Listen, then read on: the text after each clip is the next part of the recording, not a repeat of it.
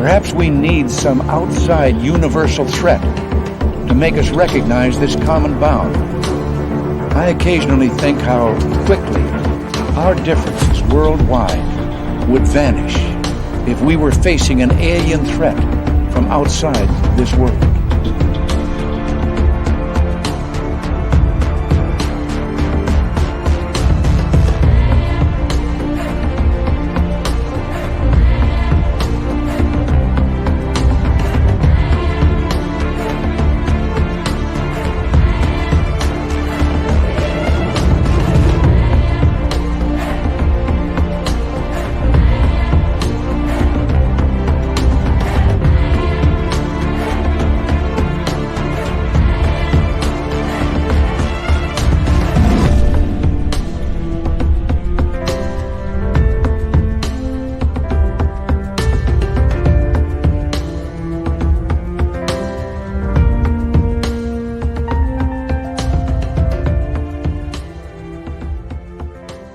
Welcome to Spaced Out Radio tonight. My name is Dave Scott. Hey, we're one day away from the weekend. We're going to have a lot of fun tonight talking witchcraft, familiars, the occult. Maja D'Aoust is here. I love the last name, D'Aoust. Spelled D-A-O-U-S-T for you American people. D'Aoust. D'Aoust. Yes, I love it. We're going to get into all this with her. We're going to have a great show tonight. I'm glad all of you are here because you guys make it happen. Yeah, you do. With Race Fan in the gold medal position, JSCO with the silver, Jimmy Gonzalez, a nice bronze medal, Karen in the Woo Train, and Michael Morris. How are you? Roy Boy and Laura Lobbs. Thank you for coming on in. Hi, Stephanie Kenny Blankenship, Lightwalkers, Robert Lamoth, and Chris 716. Good to have you here. And Joanne, how are you? Tim Mothman and Tim Mothman's goatee, welcome to the show. Eternity Eternal is back. Eternity Eternal will be signing autographs after the show. Line up to the left of the studio if you don't mind. To the left of the studio. Brown Dwarf Kurt M. Purple-haired Pixie Lara, how are you? Marty Burback, thanks for coming on in. As we continue on with roll call tonight, hi there, T-Bone and Dutch Hank, Nina Williams. Number 21 in your program, starting at right wing from Stockholm, Sweden, Lars Janssen. Jessica Davenport, Kanashef Chris, good to see you both here. Dutch Hank, thank you for kicking off the super chat tonight. Very much appreciate your love and support of SOR. And we continue on with Sweet Donna C. Wild Berry, how are you? Hi, Renee Cruz. And we continue on with our roll call here. Luscious Jules is back.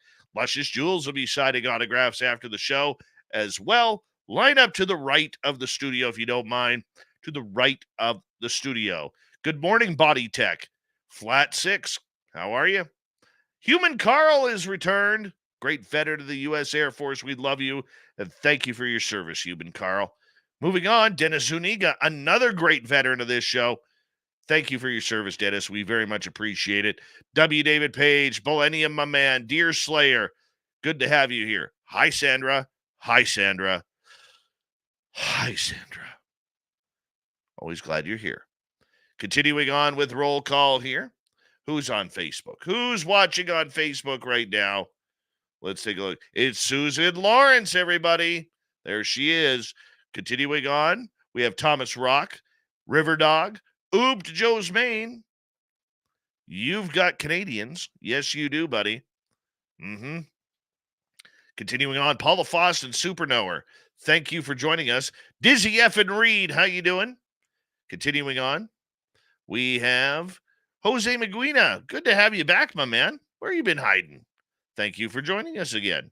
And Vanessa, good to see you. Jennifer Patterson, good evening to you. Hello, Jeeves, 3 nights in a row. Good to see you. And Digger Dog, thanks for coming on in. Scrolling on down, we have up next Jessica McCreary. Good to see you. And Nicole Perron, another good French-Canadian name. Love it. Love it. All right, Mama Susan, good to see you. Nick Adkins, thanks for coming on in. Abnormal Investigations. Mr. Cowley, welcome back to the show. And Operation Shutdown, good to see you. Keyshawn Petgrave. the original Aaron. How are you? Let's get the radio side going, shall we? Hi there, and welcome to Spaced Out Radio tonight on the radio and podcast side. My name is Dave Scott. We are talking with Maja D'Aoust tonight. Familiars, occult, and witchcraft is the topic du jour. We're going to have a good time as we continue on with the roll call. And Bill WD40 has entered the chat room, which means he is lubing us up for tonight's show.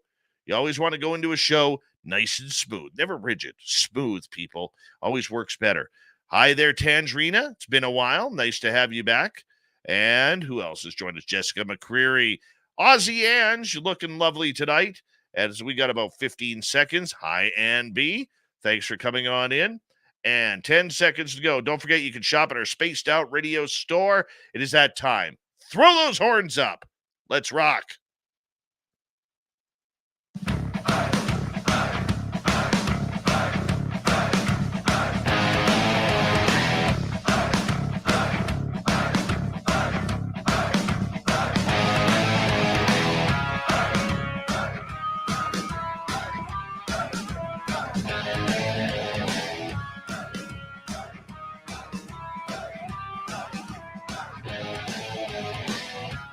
From the mountains of central British Columbia to you listening around the world, this, my friends, is Spaced Out Radio. I am your host, Dave Scott, sitting in the captain's chair of SOR headquarters. We welcome you to tonight's show on our terrestrial affiliates around North America, digitally on Odyssey Radio, TalkStream Live, at KPNL. All of our archives are free. You can join us at youtube.com/Spaced Out Radio. Do old Davey the favor, hit that subscribe button. You can follow us on Twitter at Spaced Out Radio, Instagram at Spaced Out Radio Show, and on Patreon in the Space Travelers Club. Our website, spacedoutradio.com. We have a plethora of features for you. Rock out to Bumblefoot, read the news wire, check out our swag as well. Tonight's show is brought to you by Chive Charities. Help make the world 10% happier by visiting Chive Charities today. You can find them on our website. Power show of goodness tonight, getting into the occult. Our guest tonight, author, researcher, educator, Maja D'Aoust is here to talk about it all. Then in hour number 3, Steve Stockton from Among the Missing, followed up with Robin Haynes in the Crypted Report. It's Dave 101 night. I'm talking the Super Bowl and conspiracy theories. Following up, the weird news of the week. Maja D'Aoust is a practicing witch and scholar of alchemy and occult lore. After completing her bachelor's degree in biochemistry, she earned her master's degree in transformational psychology with a focus on shamanism, the I Ching, and ancestors. She is the author of the Occult I Ching, the secret language of serpents, familiars, and witchcraft, and a witch's bestiary, co-authored of the Secret Source. She has her own tarot deck, the White Witch Tarot. Oh, I'd love to see those.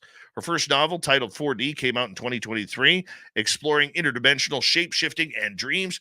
Man, this is good stuff tonight. Very good stuff. Maja D'Aoust, very nice to have you back or on Spaced Out Radio for the first time. Thank you so much for being here. How are you? Thanks for having me on. Yes, we can get into so many different topics with you tonight. This is going to be a lot of fun. Lot of fun.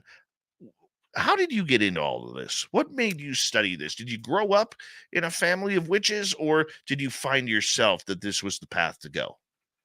I feel like I was born this way for sure because I've always been weird.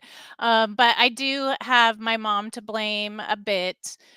She was sort of a world traveler and collected all sorts of strange things from around everywhere and spent a lot of time in Tibet and actually studied with a Tibetan Rinpoche up there in the Himalayas, which was where I was conceived. So I think she just kind of brought a little magic in with her in that way, and just was always really studying every religion and had everything around the house. So I wouldn't say she was a witch per se, although she was very good at gardening and spent a lot of time with plants. And then my grandfather was a geologist and really knew a lot about rocks. So I sort of came to it by being immersed into nature and grew up on an island in the middle of the woods. So I spent most of my time just hanging out in the forest.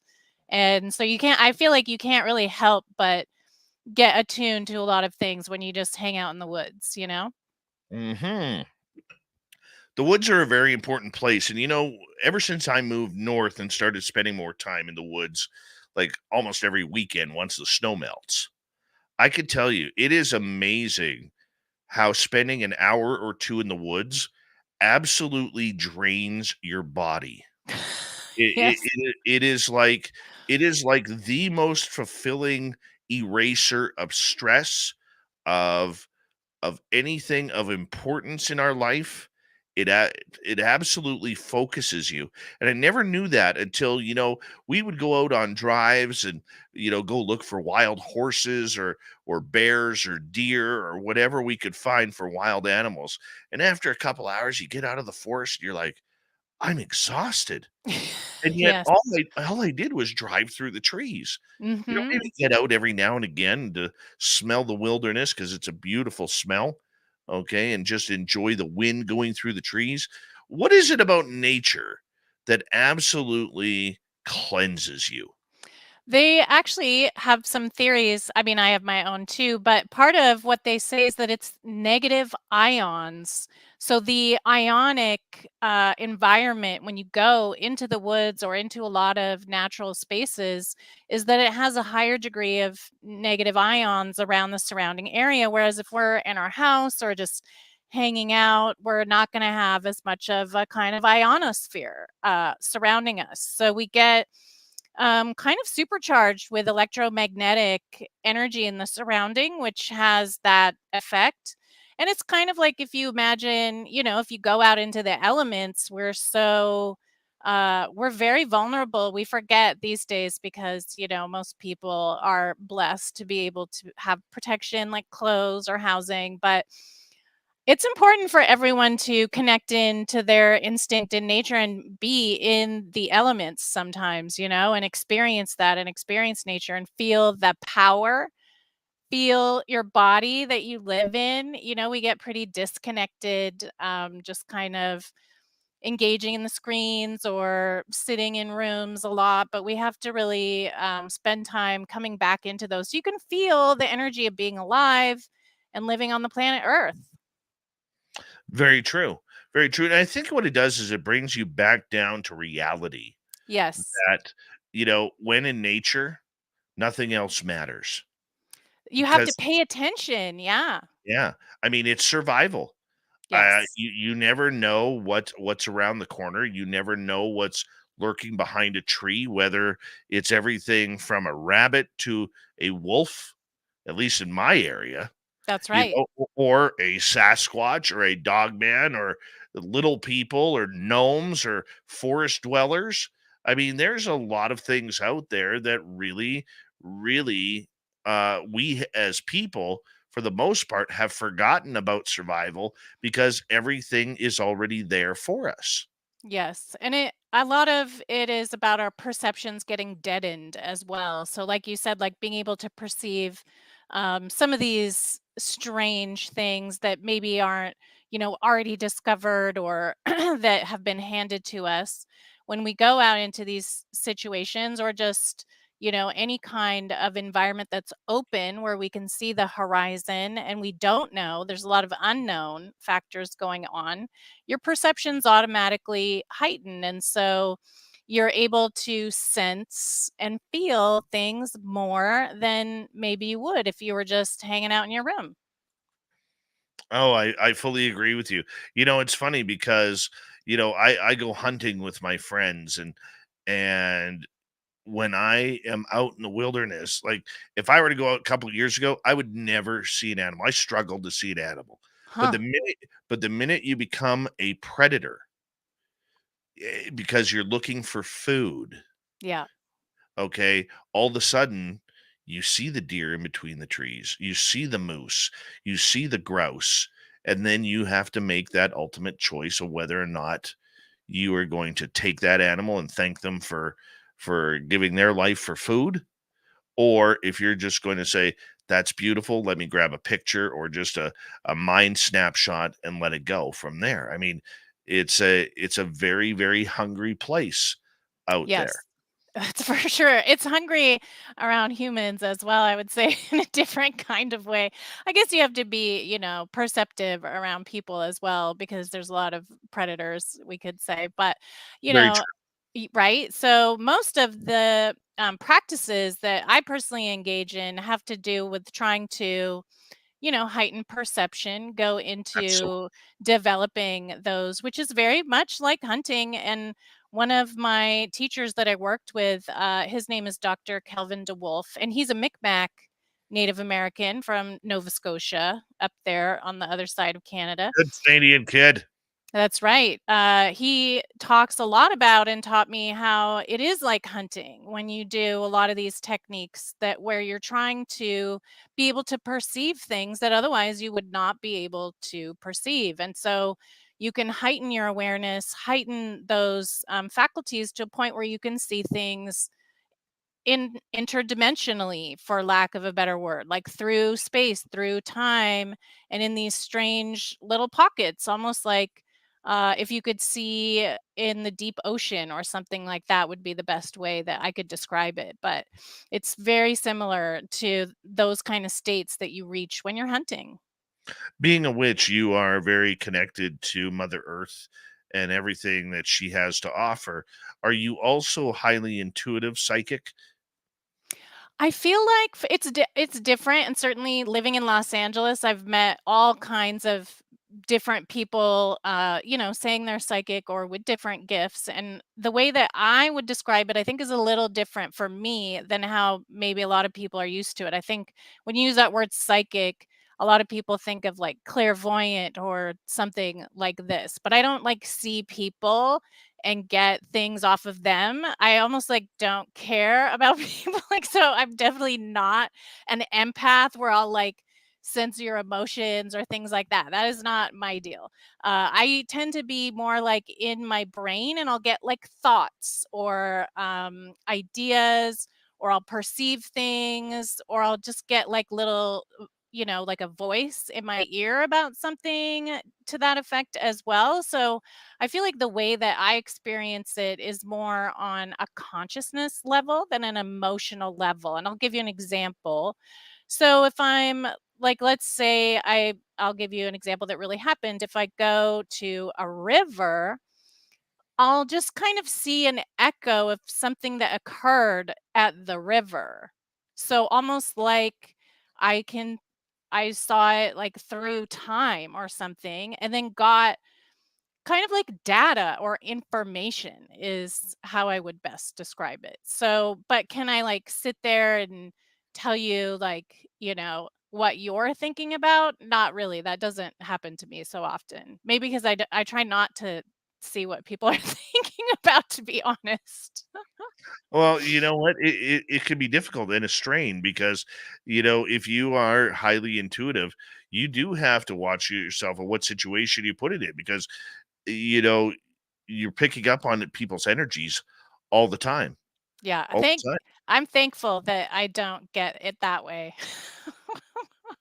That would be terrible. You know, but I think we all have that intuition, that familiarity with it. I remember I worked at a very toxic environment job a number of years ago before I moved north, and I commuted into work. And probably when I was about 5, 6 miles from work, I could literally start to feel the energy of what the day Mm. was going on.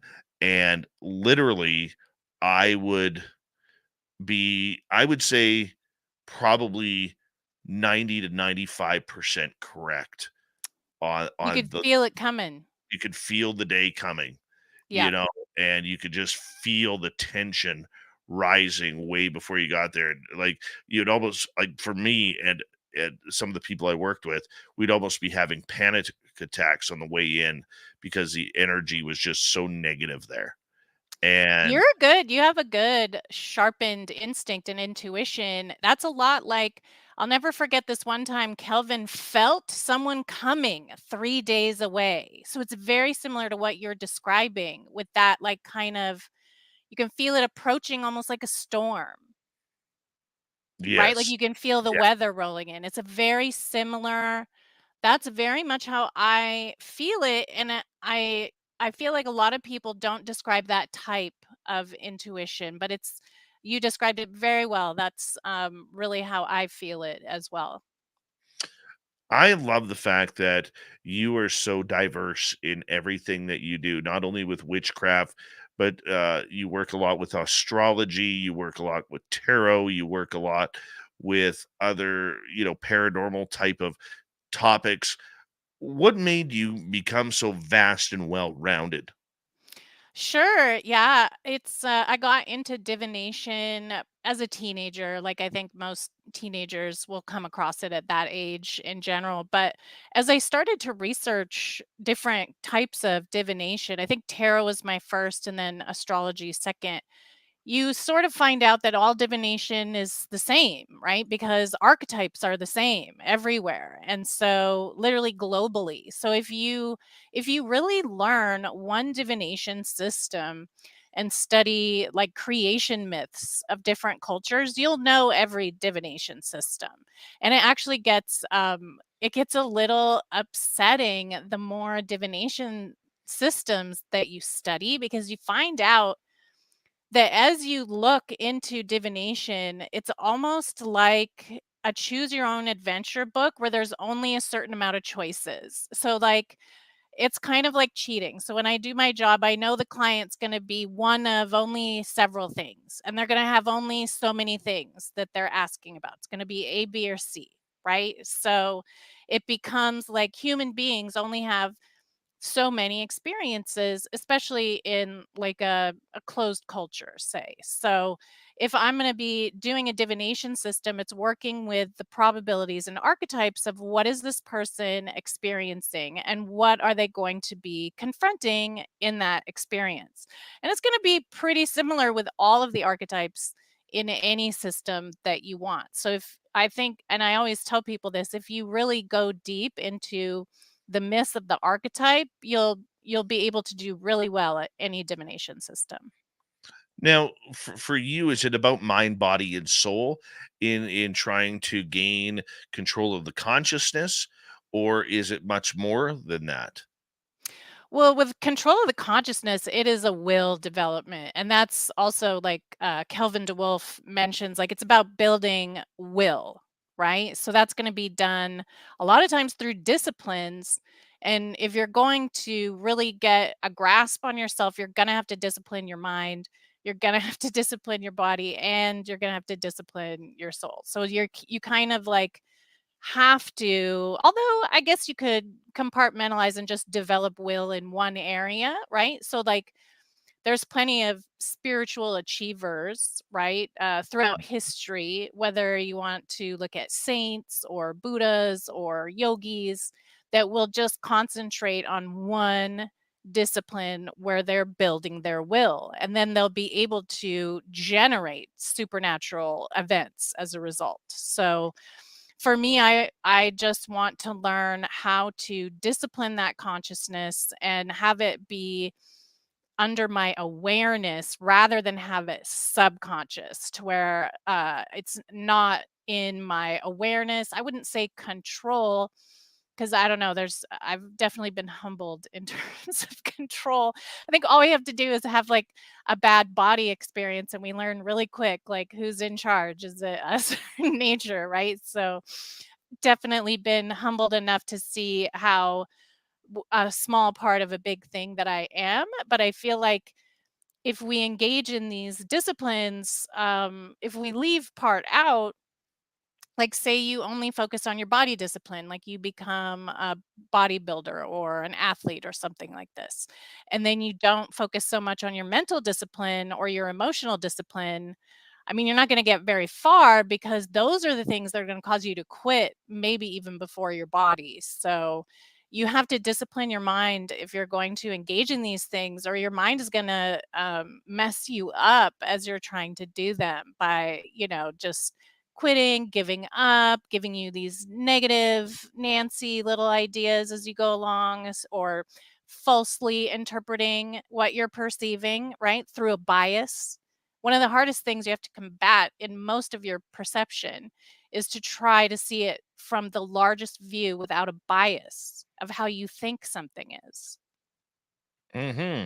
Yeah, I think that that's big, because the minute you perceive any sort of bias into the topic, it really is going to bring, an opinion. And when you're trying to learn about yourself, about your consciousness, your higher self, whatever you want to call it, your spiritual being, if you go in with an opinion rather than just letting the actual truth come out, it's really going to affect what you want to be and who you are.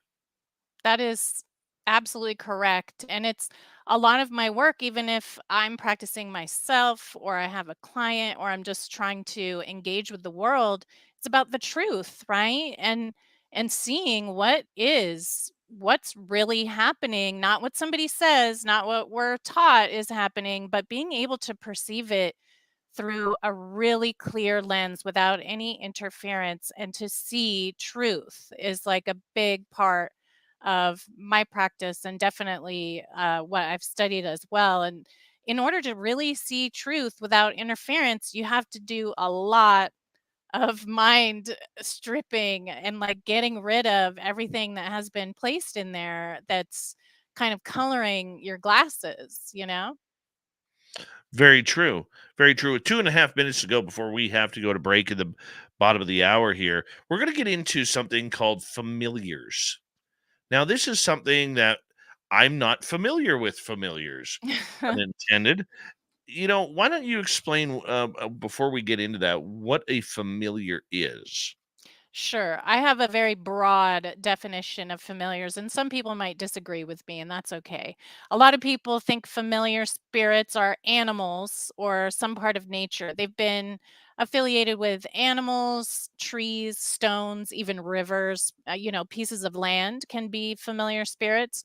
But I feel like it's anything that a human can have a sentient relationship with or exchange with. So, that can be like angels, ancestors, getting an exchange, like a relationship with some kind of familiar entity, either living or dead, or on like a sentient existence, like an angel, for example. Are they part of us? That's a good question. Some people feel like it could be our higher self or our lower self for that matter. But I feel like definitely there's some that in my experience, are not me, are not even kind of earthbound for that matter. So I mean, you could argue that everything is connected or whatever, but I do feel like some of them are 100% not us, if that's helpful. Then what are they? That is a very good question. I don't know, but some kind of different sentience is how I would say. Some of them are like things that have lived and passed or that are alive and you're doing. Some of them that I've felt were interstellar, I guess, would be how I would explain them, because they were not terrestrial, right? Not something terrestrial. So, but I don't have that answer. I can only say how I felt about them. Well, you know what? You're leaving us with a real cliffhanger before we're going to go to break here at the bottom of the hour. We're going to get into familiars, the spiritual side, the connections that go along with that. Author, researcher, intuitive, I guess we could call her. She wears a bunch of hats. Maja D'Aoust. I'm surprised your J isn't silent, by the way. That Oh, really that's throws nice. me off. Yeah, Maja D'Aoust is here tonight on Spaced Out Radio. Let's get familiar with familiars of the occult when we return on the mighty SOR. My name is Dave Scott. Very glad to be hosting this show for you tonight. We will be right back after these words. Stay tuned.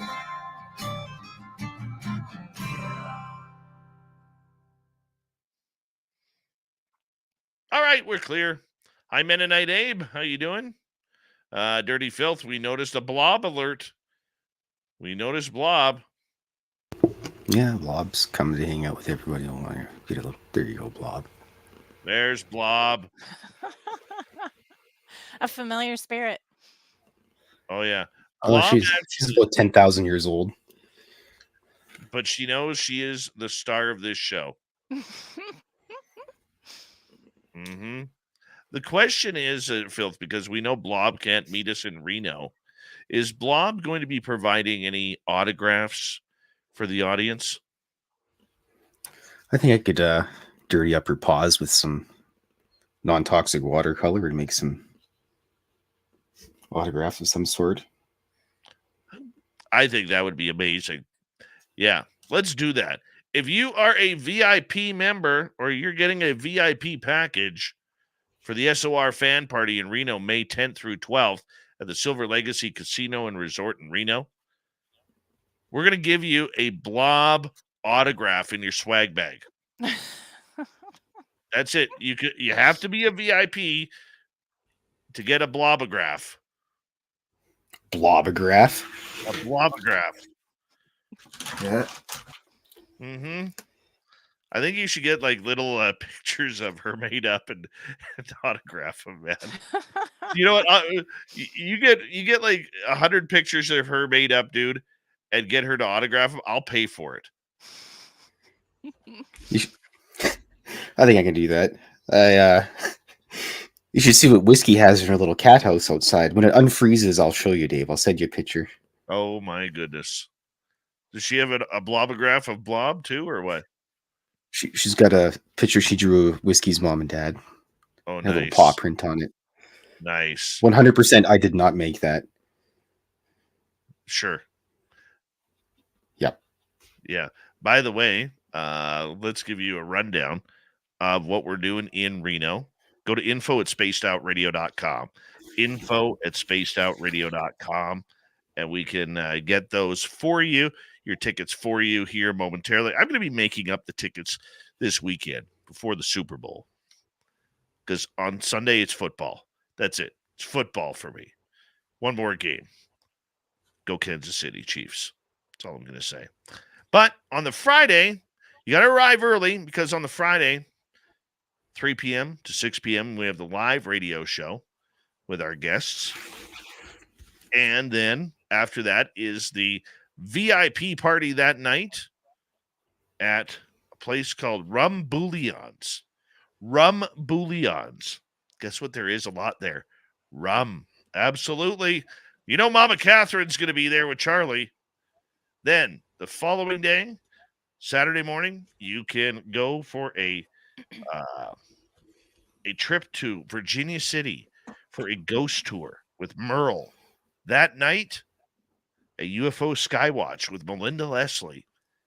And you get to party with the entire Spaced Out Radio staff and our special guests, Geraldine Orozco, Melinda Leslie, Merle, Tim Senor, Science Bob, Lala Bright, Les Velez, Tom Whitmore, and many more coming.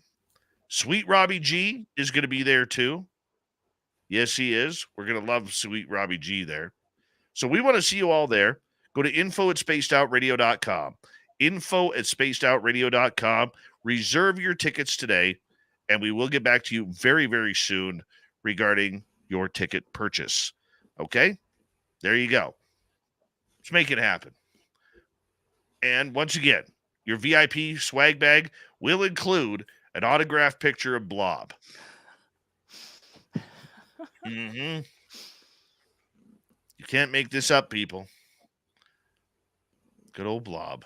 Hi, Susan Alloway, Bad Daddy. And Ozzy Ange, that makes me sad that you're not going to be in Reno. Makes me sad. I'll mail her an autograph. Hi, CS. How are you?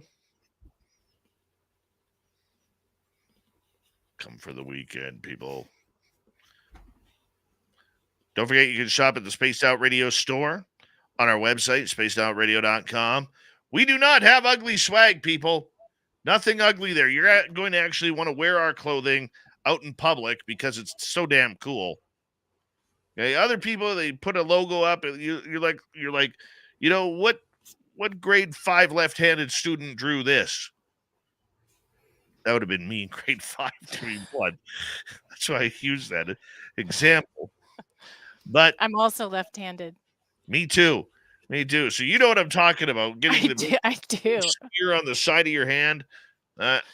So go to our website. Sandra Kincaid, I do not snore anymore. And I'm not tossing and turning. I'll tell you later more about that. Here we go.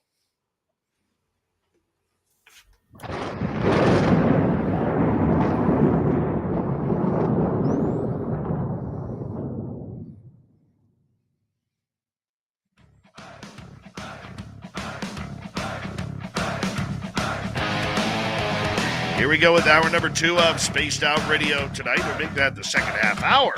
Man, I'm way ahead of myself. I guess that's okay. My name is Dave Scott. Good to have you with us. Reminder to all of you that if you've missed portions of this show or others, you can check out our free archives by going to youtube.com/Spaced Out Radio. Do me the favor, hit that subscribe button. Our website, spacedoutradio.com. We have a plethora of t-shirts for you. Rock out to Bumblefoot, read the news wire, check out our swag as well. Follow us on Twitter at Spaced Out Radio, Instagram at Spaced Out Radio Show, and on Patreon in the Space Travelers Club. Here we go. Maja D'Aoust is here. We're going to get into familiars. She's familiar with familiars. Are you familiar with familiars? Because I know I am not. So that's why we're going to learn right now. Maja, how are you? I'm doing really good. This is so fun. It is fun. So what's a familiar? I am a big word nerd. So whenever I'm trying to know what something is, I like to look into the word and what the word means. And of course, familiar is related to the word family. And its etymology comes from something that is, part of our family. But also, to me, that means we have an exchange or a relationship with it. I feel like a lot of the history of familiars, um, animals, I feel like, are our family, and certainly we live with a lot of them domestically, right? Anything that's domestic is going to be something that lives in our house or that is around us. It also is related to things that habituate, right? Like an habituation, where we're going to do something periodically or repetitively. So a lot of the things involved with familiars and familiar spirits is that you have a relationship with them that is habituated. So it's something that usually doesn't only happen once. So if you think about like how someone might have an imaginary friend, right? That they talk to all the time, or something that they're having an exchange with. So I think the thing that would set familiars apart from other types of encounters that people have is that you're having a relationship with this thing that extends over time. Okay, so right before the break, we were talking, is it familiar you? Is it someone else? Is it someone who's a part of you? I mean, there's a lot of different ways that we could look at this. How spiritually active are these familiars? I mean, it depends. I feel like maybe there's quite a bit of variety, but it seems like a lot of people are having these experiences throughout history. So if you look, one of my favorite examples is Socrates. He calls it his daimon, right? Daimon. And he gets information and, data from these exchanges that he has with his daemon. And obviously he's, like a pretty smart guy that thought a bunch of thoughts, and some of those he claims to have had during discussions with this spirit, his familiar spirit. And he receives warnings like of danger, which has also occurred to me several times in my experience, where one of the ones that was so striking was I was walking down a sidewalk, and there was someone that was pushing their child. They had like a 2-year-old child, and they were pushing them in one of those little cars, it like looks like a little car, and they sit on it, and they were pushing them. And I just walked past them. And then literally I heard a shout in my ear that said, "Watch out." There's nobody that shouted, no person shouted it to me. the child jumped up off the car and was running right into the street. And so because I had turned and I was there, the parent was like behind the car, so they couldn't get in front of it in time, which I really feel like those things are so dangerous. But so I was able to grab the child and prevent it from getting hit by a car by pulling it out of the street. So Socrates talks about that too, where he would receive warnings of if there was danger and he had to like look out for something. It would be literally like an alert. So I feel like they're very active and interactive with humans throughout history. There's so many in people who are inventors or mathematicians, scientists, artists, musicians. Many of them have stories of how they'll have things that they receive from some outside source or like a muse, you know?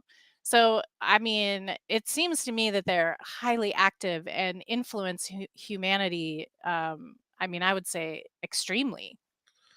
Can a familiar be in a human body? A lot of people say that. I feel like, yeah, because family, right? So, one of the things that count in history as familiars are ancestors who have passed away, right? Right. So, even in the Bible, they talk about familiar spirits as being people who have passed on, so like the dead. So certainly they can be in a human body. I think while living, maybe. I don't know. A lot of weird things happen.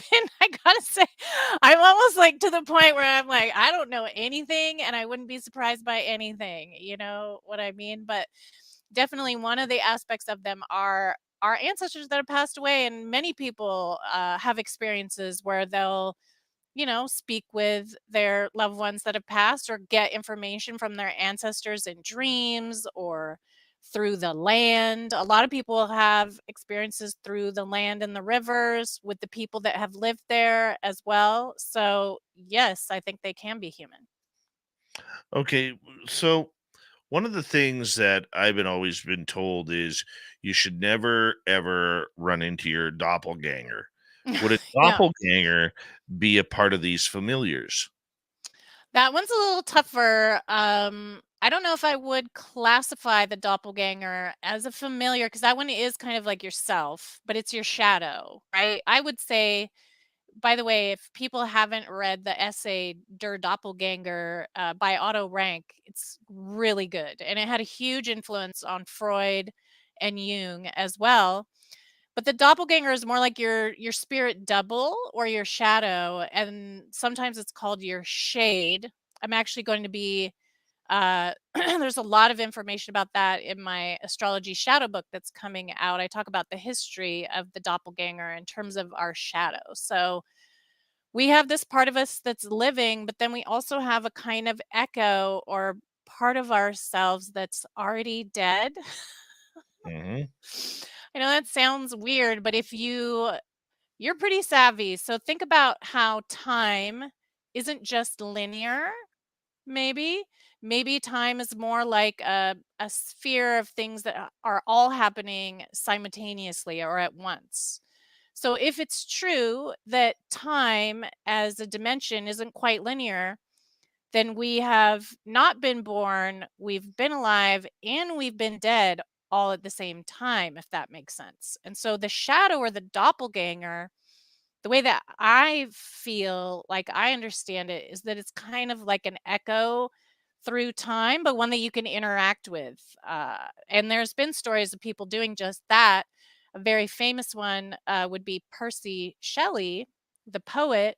The guy that was married to Mary Shelley, who wrote Frankenstein. Hmm. He had a double that other people saw as well. People saw it several times, especially right before he passed away. He died very early. I think he was like 25 years old, and he drowned. But there were several people who cited his double, like in real life with their eyeballs before he passed. And that was a very good example of how someone could have a kind of other self. But I think he did meet his doppelganger. So I know you said you're never supposed to meet your doppelganger. But as a witch and a lot of witches, we do a lot of shadow work. Like we want to get that shadow. We want to have that interaction. Like I try very hard to see my shadow as much as I can. It's part of that raising your consciousness or awareness. You have to like see all those parts of yourself, right? Mhm. Yeah. Well, that's the difficult part because, I don't know how it would react to looking at me. You Yeah. know, I've had one weird dream experience about stuff like this, and I've said this story on this show before. I dreamt one night that it was a like a black and white type of night.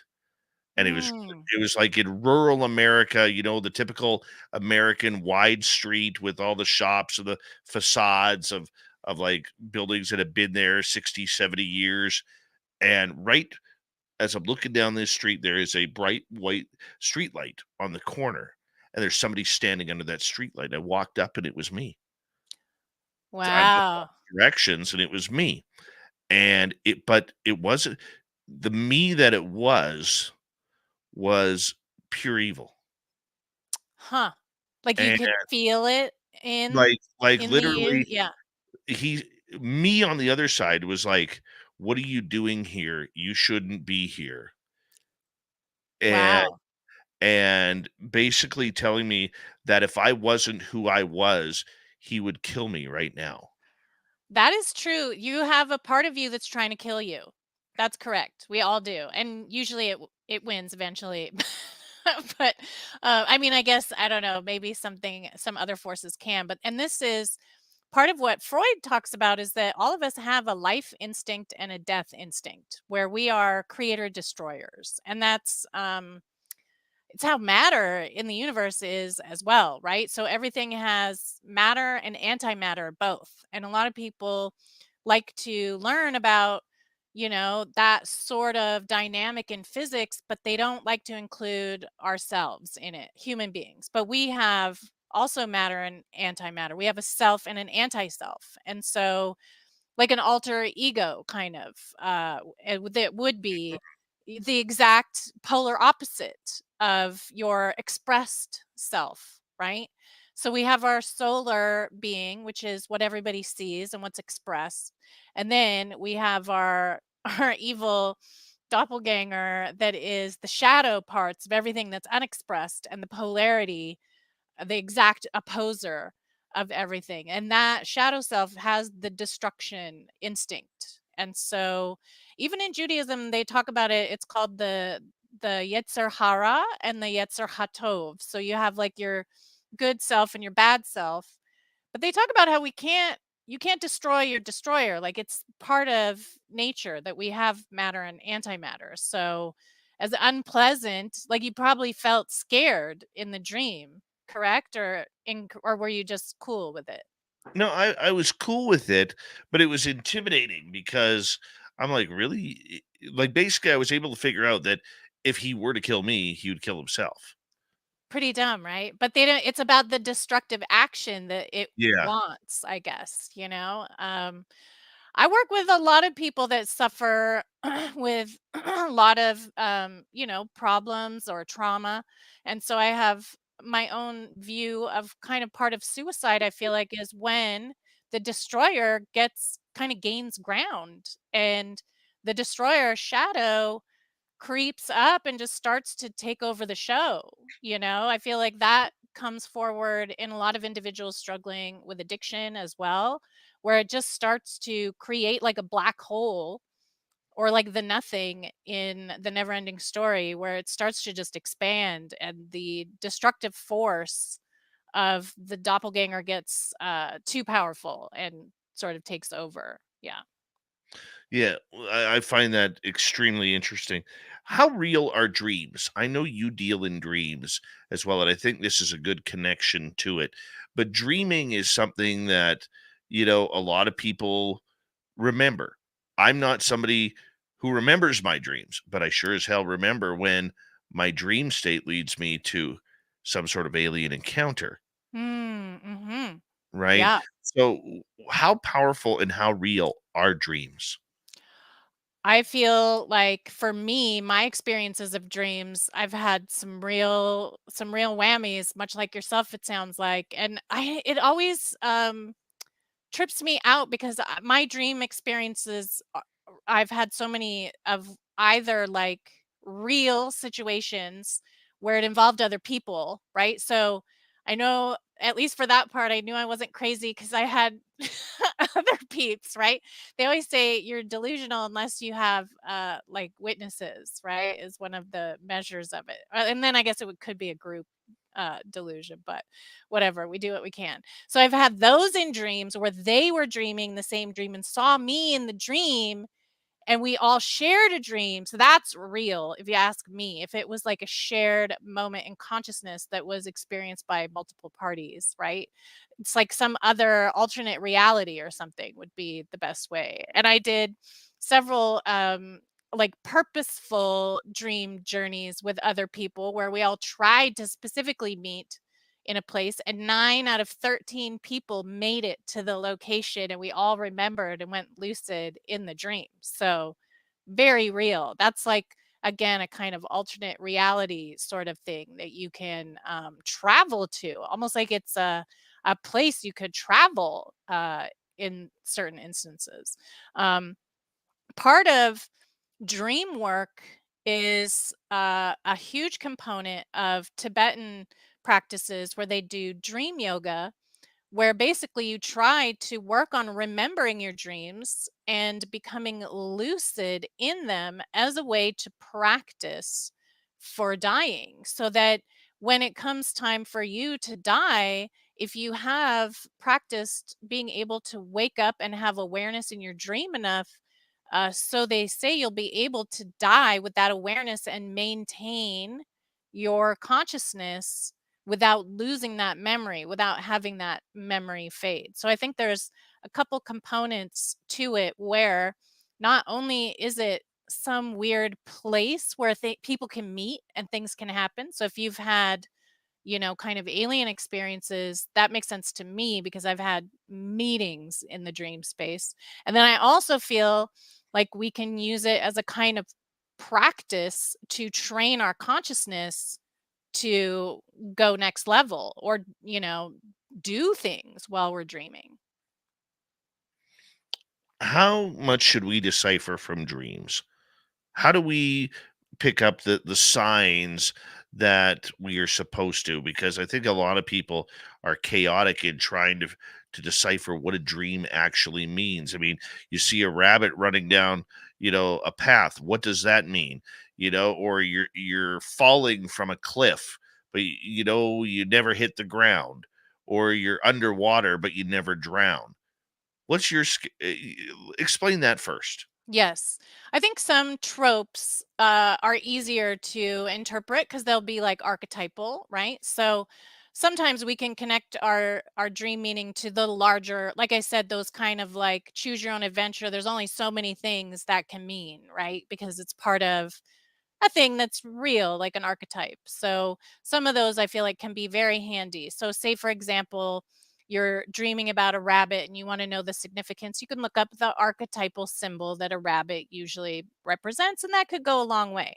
But I personally feel like a lot of our dreams, they have like a personal meaning for us that'll be situational. So sometimes you need context of what's happening. For example, if you have a very specific dream and you're undergoing a particular thing, that dream might be trying to communicate information for you about what's happening. And that happens a lot to me and to other people I know. Now, how do you discern that, which I feel like is your question? How do you know? How do you know what it's supposed to mean?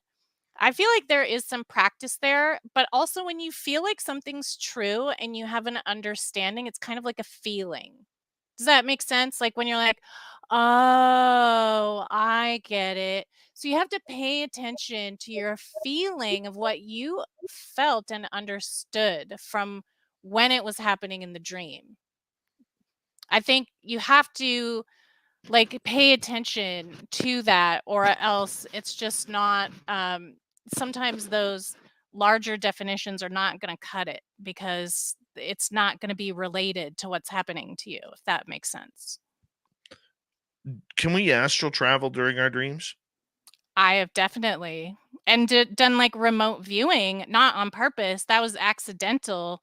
But I feel like you can astral travel and remote view through the dream space. Absolutely. It happens to quite a few people throughout history that they describe as well. Because I've astral traveled, but never, I don't think in a dream scape. Huh. That kind of freaks me out. I'm always worried that some other entity is going to enter my body while I'm gone. It's scary. Yeah. Have you ever seen that happen? I've never seen an entity enter somebody personally, but I've seen a lot of strange things where people were, I feel like, kind of friends with the entity that was harming them, if that makes sense, and having a relationship with a harmful entity. I haven't seen anyone actually with an entity in like that was driving, if that makes sense. It was more like they were being influenced from what I experienced. But I don't, have you ever felt like you saw somebody that was actually like overtaken? No, I have not. Yeah, I have Uh, not either. we have about 3 minutes to go before we have to go to break at the top of the hour. Maja D'Aoust is our guest tonight on Spaced Out Radio. And we're talking dreams right now. Dream interpretation. I want to get back to that for a quick minute. You know, a lot of times we say that's deja vu, or that's, we don't really see what's happening, in our past, which leads to what our future is. How do you determine if you're seeing your future or someone else's future, really digging into your own intuition at night when you're subconscious? Right, as like to separate it from just like a regular dream. You mean like how do you Absolutely. know which one is what, right? So that's a really good question. I feel like when I have a dream that's entering into significant territory, I get a very specific feeling, which I know isn't very descriptive or helpful maybe to some people, but I start to begin to sense. So like I can feel things, I can smell things. It becomes like physical. So I'll give an example of a prophecy dream that I had where I dreamt of my grandmother who had passed away. And in the dream, everything kind of started to come sharp into focus. And I saw her and I became lucid in the dream because I go, "You're dead." Like, this isn't real. And so when I kind of said that to myself, I went fully lucid and everything got really sharp and really concentrated, and I gave her a hug and I could feel her sweater and the way she smelled and her skin. So it was very like a sense experience. And she told me in the dream that my aunt was going to pass away. And then she did. The next morning, I woke up and we all got the phone call that she had passed. So, similarly, when I have a dream that's going to start to go into, whoa, this is now not regular, everything kind of really goes into a sharp focus and it feels like reality because I can physically. I even had one where I went into lucidity and I was like, because I knew I was dreaming and I started feeling like the dirt, like a weirdo or something. I started feeling because I was like, I know this is a dream, but I can feel the dirt. And I started to really like get into trying to find that discernment of like, is this real or is it a dream? And I was trying to really physically do it in the dream. But for me, that's what triggers it. I don't know. Have you had any things that kind of tell you something's coming on that you got to pay attention to? Mm, yes, many a times, and I think that's quite normal for a lot of people who have that. We could go into detail. We'll continue with dreams for a little bit when we return from the break here on Spaced Out Radio at the top of the hour, because there's so much we could discuss. We're also going to get into the occult. We're going to get into witch spells, spell binding. What really is the Eye of Newt? This is an important question. And how much Eye of Newt should you actually use? Is there too much, too little? Can you sprinkle it in a Friday night drink? That we don't know. But Maja D'Aoust is our guest tonight on Spaced Out Radio. We will return on the mighty SOR with Hour 2 right around the corner. Stay tuned. We'll be right back. It's one of the greatest lines on The Simpsons ever. We need more Eye of Newt. So good. Halloween special. Oh, yeah. Oh, yeah. All right. Look at that cute drawing. I love it. We're going to turn it over to Dirty Filth and Blob. And Maya, I'm just going to step away for a minute. Dirty, it's good to hear your voice, even though you prank called me twice today. I was just keeping you on your toes, Dave. I know. I'll be right back. And Blob has left. The boys were being little bastards, so I had to go see what they were doing. Of course, everything was knocked over. Of course. Yes. So I've been doing a whole bunch of... Oh, there's Blob again. Coming back for more. I've been doing some Crypted Valentine's cartoon things. So that's my Loch Ness Monster one. It's wonderful. And then I did one with an alien. Yes, They're Blob. very clever. And we have California Nightcrawler, ironically during the daytime. And of course, Mothman. Can't not have Mothman. Really good. Oh, all right, come on. Yep. All right, I had to capture the Blob. Apparently, everybody wants to see the cat. They're just like, let's see the Blob. We don't care about the drawing. I'll put today's drawing there, anyways, for anybody that cares. There's Blob. It's like he mentioned The Simpsons before he left. Did you ever see that episode where he has the Valentine, where I think it's Ralph gives the Valentine to Lisa, and it's like a train, and it says, "I choose you." Choose you. Yeah. I love It's the terrible. puns. The puns are so good. Yeah, that's actually funny. I mentioned that at work today. The lady that works in the office always... Her and I are the only one ever get the Simpsons references. So I'll just saunter up front and Simpsons reference out of nowhere, and she's the only one that chuckles. And everybody else was born in like 2000 or something. So noobs. Yeah, unbelievable.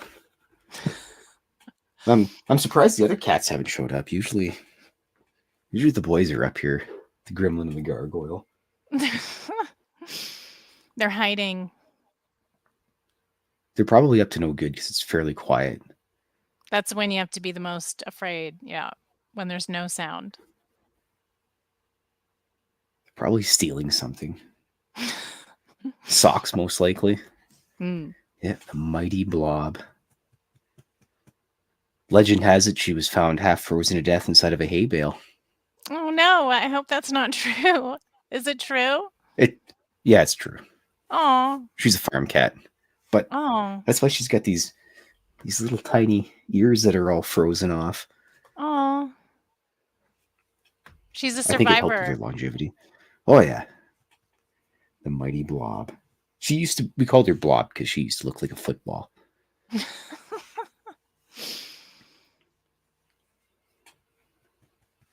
But now she doesn't look like a football, and she's sexy Blob. She has a nice mustache. Yeah. A little bit of boogers in her eyeball. I always make sure I take care of that.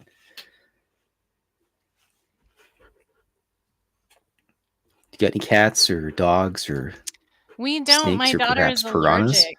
I know. I did have a snake a lot growing up. I had snakes and birds, but we don't have pets now because of allergies. That's a pretty rowdy combination to go with, snakes and birds. I know, it's a tempting fate. I guess I got fish and cats, but Oh, that's the same, right? Yeah. Ecosystems. well, the cats aren't very good swimmers, and the boys are. Hi, Dave. Hi, Blob. Blob decided to come back, say goodnight to everybody. Love it. Love it. I'm noticing a pattern of your art. Feeling festive for Valentine's. I'm whipping up a bunch of Valentine's Day cards, Dave. I love it. You're so romantic. So romantic. That's a word for it. Yeah. Hi, Nicole Sakic. How are you? Aloha, Dave. Good to see you. Who else has jumped in here? Badass Billy Gunn. He's an ass man. Oh, come on. Don't you remember the DX days of WWE? Badass Billy Gunn. Well, I remember Billy and Bart Gunn back in the day, so that's something. That was the start of it. That was the start of it.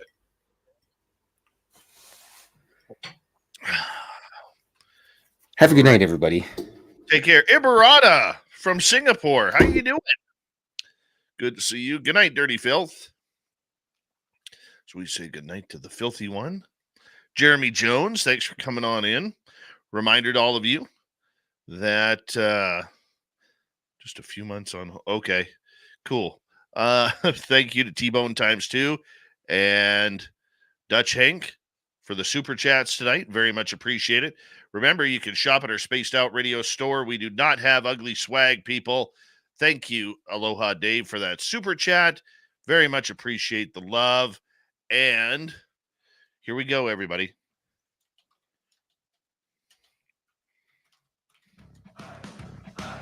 You're listening to Spaced Out Radio with Dave Scott. Follow Dave on Twitter at Spaced Out Radio and on Facebook, Spaced Out Radio Show. Here comes hour number 2 of Spaced Out Radio tonight. Keep your tinfoil hats on because we're going to make this a lot of fun. Hello, everyone. Listening in on our terrestrial affiliates around North America, digitally on Odyssey Radio, TalkStream Live, and KPNL. All of our archives are free. Join us at youtube.com/Spaced Out Radio. Do old Davey the favor. Hit that subscribe button. You can follow us on Twitter. Or let's go to the Desert Clam first. The Desert Clam has set the password for tonight in the SOR Space Travelers Club. Fellow is your password. Use it wisely, Space Travelers, as the clam sets a password each and every night right here on Spaced Out Radio. Our website, spacedoutradio.com. We have a plethora of features for you. Rock out to Bumblefoot, read the news wire, check out our swag as well. Follow us on Twitter at Spaced Out Radio, Instagram at Spaced Out Radio Show, and on Patreon in the Space Travelers Club. Maja D'Aoust is here tonight. We're talking occult, witchcraft, dreams, everything in between. We have her right here with you. Maja, thank you so much for coming on in. Where can people find your books? Oh, sure. They're all over the place. On my website, there's a bunch of links, which is witchofthedawn.com. They're on Amazon. I have a author page on Amazon, so you can just follow me on there if you're an Amazonian. They're at Barnes & Noble as well. In most online stores. I always like bookshop.org because they support local bookshops. They're a nonprofit. It's pretty cool. If you are trying to get away from Amazon, you can go shop on there. Right before the break, we were talking about dreams and the reality that dreams actually provide. Have you ever had a message in a dream that you had to translate that came true? Yes. A lot of times I don't have to translate them because they're thankfully very literal in my experience, where it's just straightforward. Like the one I mentioned with my grandmother, where it was just said what happened. But I started a practice in part of my dream work where before I go to bed, I'll say, dream giver, tell me what to see. So I ask the dream to send me information. And that is, anyone can do it. And it's another kind of form of divination where you can just ask your dreams to show you. And I like to talk to spirit and say, please make everything straightforward because I'm stupid. So like, I want you to hit me over the head with it. You know what I mean? Please don't try to be obscure. Just tell me what's going on, right? So that I can interpret it easily. Another example of where I had to interpret something was actually right before I had a breakup with someone I was dating. The person shapeshifted in my dream into a coyote and came up to me, and I just had a feeling like this was like a somber event, and the coyote like looked at me in my eyes and then left into the woods. And so it was, and that was the end of the relationship the next day too. So I was like, oh, they're leaving. So it was pretty like plain to understand, if that makes sense.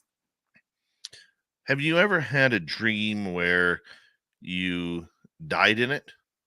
I have, and I did a bunch of research on that because I was so shocked when it happened. This is a terrible nightmare, so if anybody's sensitive to nightmares, please close your ears. But I was running through a parking structure. So, one of those cement parking structures with just all the cars, and it was just nonstop turning around and around and all the cars. And so I was being chased through one of those, and I had to run, and I was like hiding behind the pillars and trying to hide behind parked cars. And this bad guy, like very stereotypical bad guy, was chasing me. And eventually I was going around this corner and he was there. So he had a head off, and he shot me right between my eyes, like up close. And I felt the whole thing and felt the bullet enter into my head and go out the back of it. And then I just kind of collapsed onto the ground, but I could still feel my body. So like I knew that I was dead, but then I was on the ground. And then I couldn't see the guy, but I could feel that he was walking around me to make sure that I was dead. And then he like walked away. So I was dead, but totally aware in the dream. Oh my. Scariest one I ever had was I remember being tossed off a dock Oof.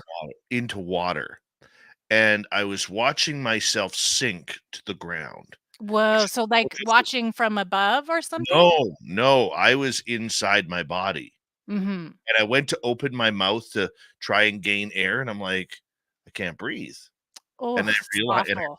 and I realized that I was dead. I couldn't move my arms, I couldn't move my legs, but my eyes were still active, and so was my brain. And Well, I here that was I like what happened to me. Yeah. and I was literally I remember sinking into 12, 15 feet in the water because I could still see the sunshine above. It Mm-hmm. wasn't that deep, and I remember laying on the soft sand in the water, and I could see fish coming around, and I could be like, "Oh my god, these fish are gonna eat me. Whoa. They're literally going to eventually eat me." And how do I get out of here? I can't move, I can't do anything, and here I am, like, this is it. And it was the scariest, weirdest dream I think I've ever had, next to anything alien abduction.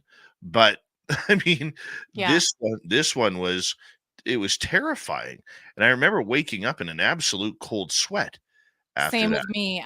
It was a terrible feeling because I could feel that I was dead, but I knew that I was, and I was aware.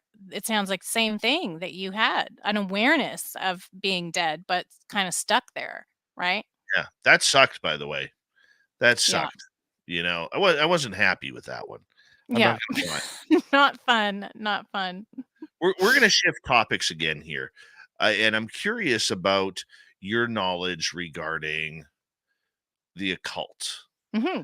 When someone says the word the occult, even me saying that word, it's that word has such a dirty, dark perception in the public that you're almost like I know I'm almost usually like, should I really be talking about this on the radio? I mean, it's almost a taboo word in society. Why That's does it get such correct. why does it get such a bad name or reputation? I feel like a lot of it is because of propaganda that is based on ignorance like most things, a lot of it is ignorance. The word occult means, and I write about this in my astrology book that's coming out in April on shadows, it means when you hide behind something or pass behind. So it's kind of like veiled. I'm sure everyone's familiar with statements like behind the veil, or these kind of terms people use when they're talking about the occult. And it was used widely in astrology because it was what kind of like an eclipse when a planet passes in front of another planet. It's called an occultation, or like the sun. So say there was an occultation of Venus a few years ago where Venus passed in front of the sun, and that's an occultation where you can't see the thing because it's obscured behind another thing. So I mean, the occult, what it really is the ability to kind of see things behind the veil or behind the screen. A lot of like what we've been talking about today, just having like sensory perceptions of something that you wouldn't normally perceive. So most occult arts have to do with gaining the ability to come to know something that has been obscured from our knowledge or ability to perceive it. So it's really not anything too crazy. And they do occult techniques in most religions. Anytime you're going to try to gain knowledge of something unseen, you're doing an occult technique, right? It's pretty straightforward. So it isn't something that's that bad, but because especially divination was tabooed so hardcore by quite a few more conservative religions, they tried to put warnings or like disaster, or like if you do this, it's so bad. But really, it's just a mainstay of the majority of pagan practices and an ability for human beings to increase their perceptual awareness. So, like, I mean, why wouldn't you want that, right? Well, I mean, why wouldn't you want it? But I mean, there is a darker side to it, is there not? Well, sure, but that's every day and everything too, right? So there's darker sides to the church, I mean, we could sit here and talk all night about some crimes that are committed by every practice that's, any religion would engage. So I don't know that it's any more or less dark than any other thing, in my opinion. Hmm. Okay, so if you were to define what occultism is, how would you define it? I would define it as any practice that seeks to gain awareness, knowledge, or wisdom from things that are usually veiled from our perception.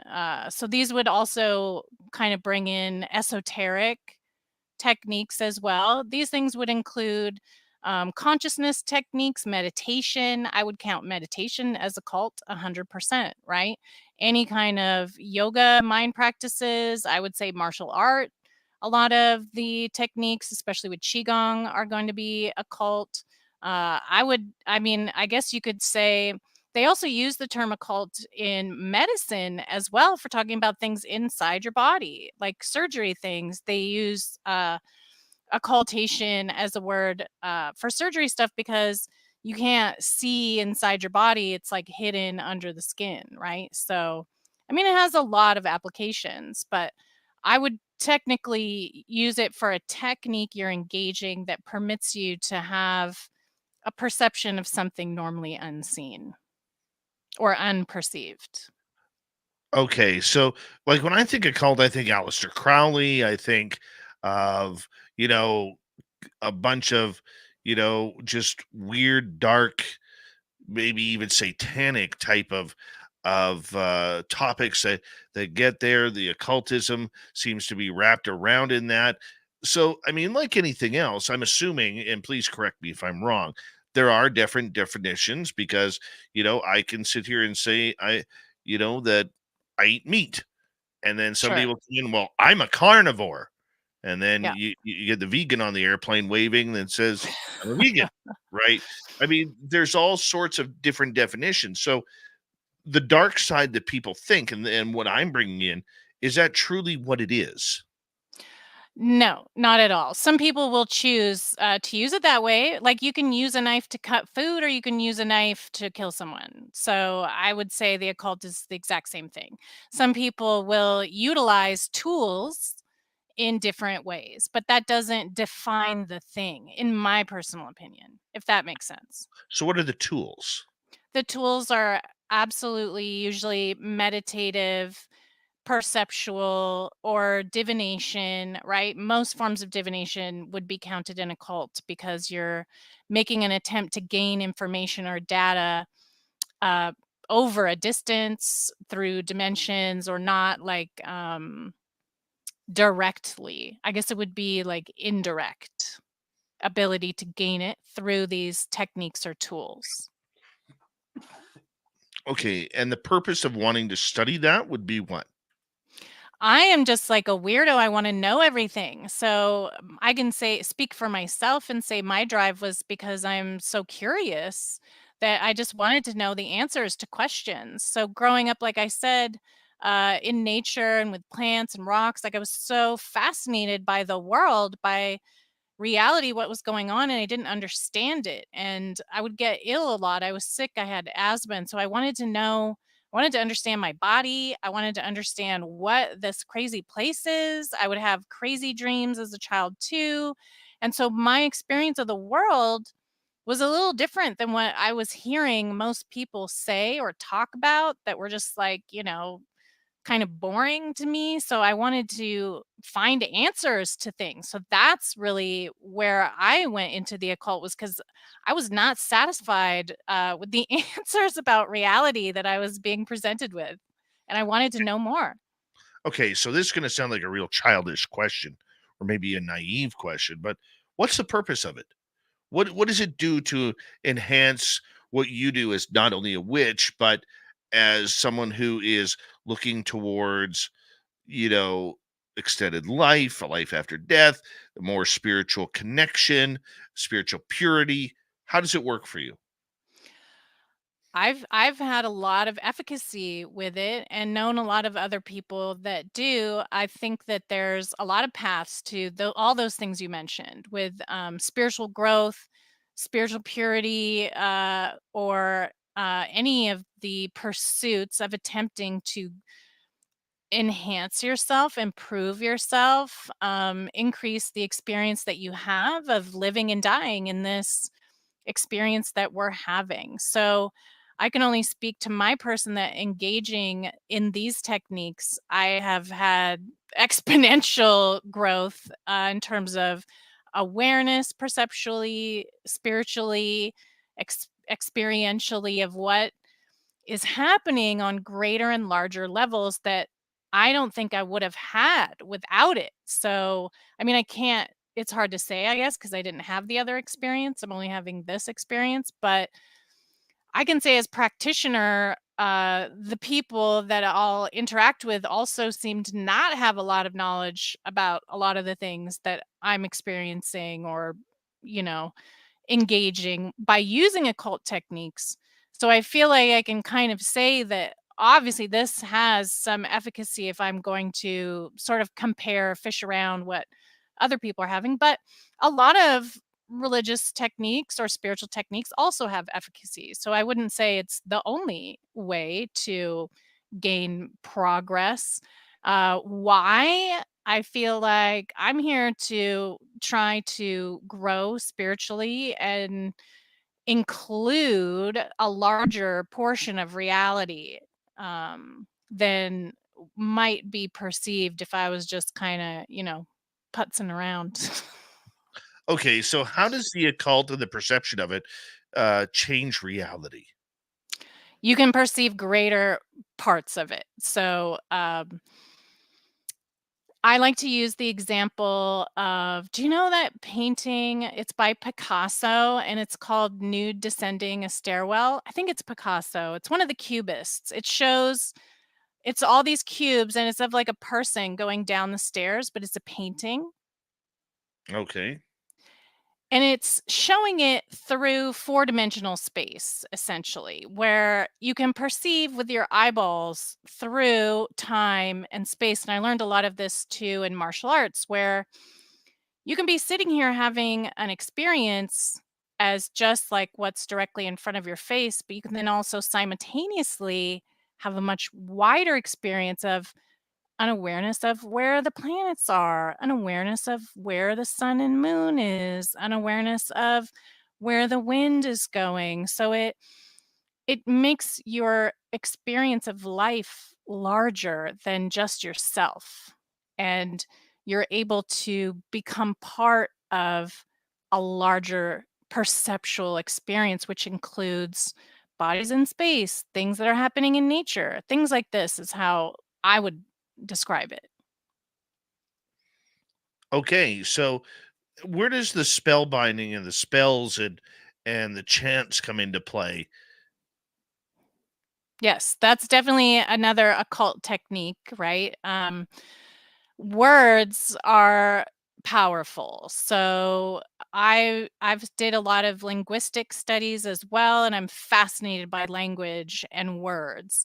And a spell is essentially using, for the most part, a power of the words and the letters that are in them on a deeper level than most people have an awareness of. So a letter or a symbol has power of its own, and words have power. That's why we have laws, right? So if you don't think like a spell has any power, show up in court and try to go against the law, right? Some of the first spells ever written were laws, and that not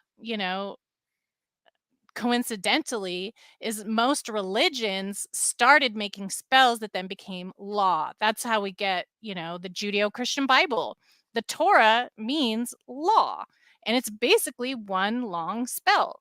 So as we codify or make language and spells of things, we're basically cementing and concretizing a kind of frequency or power that's going to have a will and intention behind it to carry it. So it's kind of like we're grounding it into this reality by putting it into these words that will have a kind of enforcement to the intention, right? So when we speak, when we sing, when we say certain words in a certain order, right? This is how we are going to bring an intention into reality through those words and letters. Okay, so what would we use spells for? Love, bad luck, good luck. Maybe he's trying to start a family, trying to find love, wanting the snow to fall, rain dances. How Yes. would we do it? Yeah, I mean, there's literally so many. I don't really do basic spells like love or all the kind of, I guess, mundanities. Most of the ones that I'm more interested in are a little more universal, a little more reality oriented, right on larger levels. So that's fine, and you can do a spell literally for like anything from, like you said, to the people around you, like love stuff. But I'm always like, why would you want a love spell to force someone to love you that doesn't love you? That sounds like just so blah to me.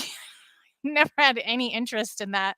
Why not just have it be real and authentic and true, right? For that part. So I don't get those kind of spells. But for spells that are going to be like trying to change the collective awareness or bring humanity up out of suffering, or like trying to get people to share resources or deal with war, right? These have also been used throughout history. So we can look, you brought up Aleister Crowley. One of the things Aleister Crowley was involved in was called the Magical Battle of Britain, where the British government hired a bunch of occultists, including Aleister Crowley and Dion Fortune, to fight the Nazis, and to do so using magic and spells. So they can, I think a lot of people think too small with spells. They can be really extrapolated to, larger levels, maybe more collective concerns. Okay, we got about 13 seconds left, so I'm going to get you to hold on right there, Maja D'Aoust, as we are going to go to break here at the bottom of the hour. We have Maja for another 30 minutes here on Spaced Out Radio. We're having a lot of fun tonight, going over spells, witches. The Eye of Newt we haven't got to yet, but we will, I promise. I promise. You can't do a show like this without finding out about the Eye of Newt. Keep listening. We got another 90 minutes of Spaced Out Radio left. Lots of show for you to have some fun with. We'll be right back. I'm having fun tonight. I hope you are. So fun. Yeah. Yeah, baby. Yeah. It's good times. Oh, yeah. And by the way, just for everybody to know, Maja is a good Canadian kid as well, living in the United States. The invasion is coming, people. Invasion is coming. Tristan Stevens, how you doing? What is up? She's like, hey, Dave. Hey, Tristan. Mm-hmm. That's the way I roll, man. I've my life has taken a giant change. Sandra, I'm gonna finally get to your question that you asked me about an hour ago. So about a week and a half ago, I started sleeping with a CPAP machine because too many hockey fights. My nose was literally shattered and couldn't breathe. Mm. And so apparently I was like dying at night where like there would be like if I slept for 6.5 hours, over half of that time I wasn't breathing. Yeah. That's dramatic. Yeah. Yeah. It's pretty harsh. Hi, Puck Wow. Elf. How are you? So I went on one of these CPAP machines. So I'm getting oxygen right into my nostrils now. And let me tell you, I don't fall asleep anymore. I'm not snoring. I'm no longer tossing and turning. What else? I'm not talking in my sleep anymore. I'm not getting up 4 or 5 times a night to go to the bathroom. What else? Sometimes just to play, I open my mouth so the oxygen will actually go from into my nostrils and out my mouth, and it makes this type sound. It's kind of cool. Like Darth Vader. Yes, I'm like Dave Vader now. Totally Dave Vader. Yeah. So it's pretty cool. And Has it changed your dreams at all? I can't remember my dreams. Hmm. So I'm back to normal. Yeah. But the big test will be when the aliens come back. Kira, I am very much less tired. Very much less tired. And I'm being able to concentrate a lot more. And I'm a lot more motivated. I'm not sore. Like I'm not waking up body sore anymore. And this is only after like 9-10 days of doing this. So it's pretty cool actually, because well,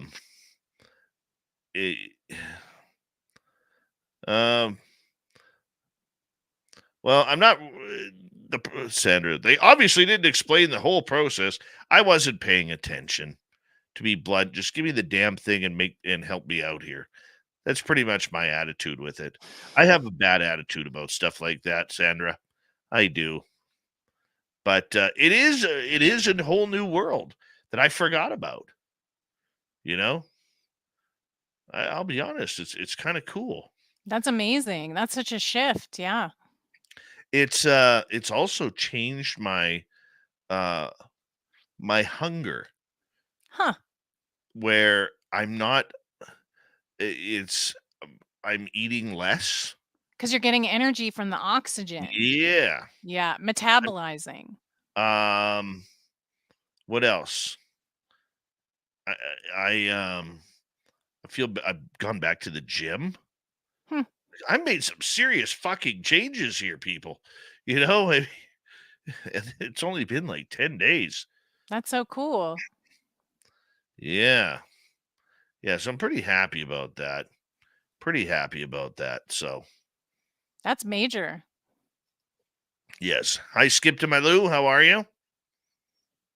We got like 1 minute here. So it's actually kind of cool. It really is. So I haven't checked my blood pressure yet, Sandra. I probably should. But I'll do it this weekend. I got 2 days. I worked out 2 days in a row. Took today off. Going back to the gym tomorrow and Sunday or Saturday. Taking Sunday off, so that'll be fun. Dave, was your dream of drowning while you were having issues breathing? Had dreams about things my body was doing, trying to warn me. Wake me up. Yes, Nikki, you are correct on that. Wow. Good Yeah. insight. Yeah, she's brilliant. Thank you to T-Bone with a hat trick, Dave, Peter, and Dutch Hank for the super chats. And our store is open. Go get your not ugly swag. Spacedoutradio.com. Here we go.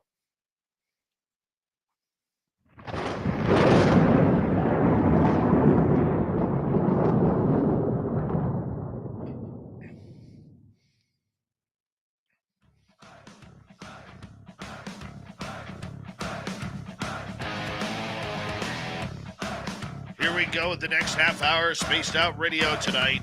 Thank you for joining us. My name is Dave Scott. Very much appreciate earning your listening ears. Want to remind you that if you miss portions of this show or others, you can always check out our free archives by go to youtube.com/spaced out radio. Do old Davey the favor. Hit that subscribe button. Our website, spacedoutradio.com. We have a plethora of features for you. Rock out to Bumblefoot, read the news wire, check out our swag as well. Follow us on Twitter at Spaced Out Radio, Instagram at Spaced Out Radio Show, and on Patreon in the Space Travelers Club. Final time tonight, we say hello to Maja D'Aoust. She's an author, researcher on the occult, witchcraft, dreams, everything in between. Maja, thank you so much for a fun night of radio tonight. We really appreciate it. It's been a blast. I'm having a great time. Well, I'm glad you are. That just makes it a lot more fun. It really does. 'Cause that's what we do around here. Okay, we talked pretty much about dreams in the last half hour, and I do have a couple of audience questions for you. Yeah. This one's coming from T-Bone here. Is dream reading possible? Like reading your dreams or someone Yeah. else's? I think you could do both. Yeah. So it's like a kind of divination, right? Oh, you mean like dream reading books or like like No, a reading, like probably divination? probably divination reading. Yeah. Oh yeah. Like I said, I have a thing where I ask Dream Giver to show me, and then it'll do like almost like pulling a tarot card where the dream is the archetypal message, and I'll ask before and then I write it down when I wake up. So yes, people do it all the I think it's called oneromancy. Oiner, I don't know how to pronounce it. I'm so dumb. Oineromancy. Do you know what I'm talking about? Not a clue.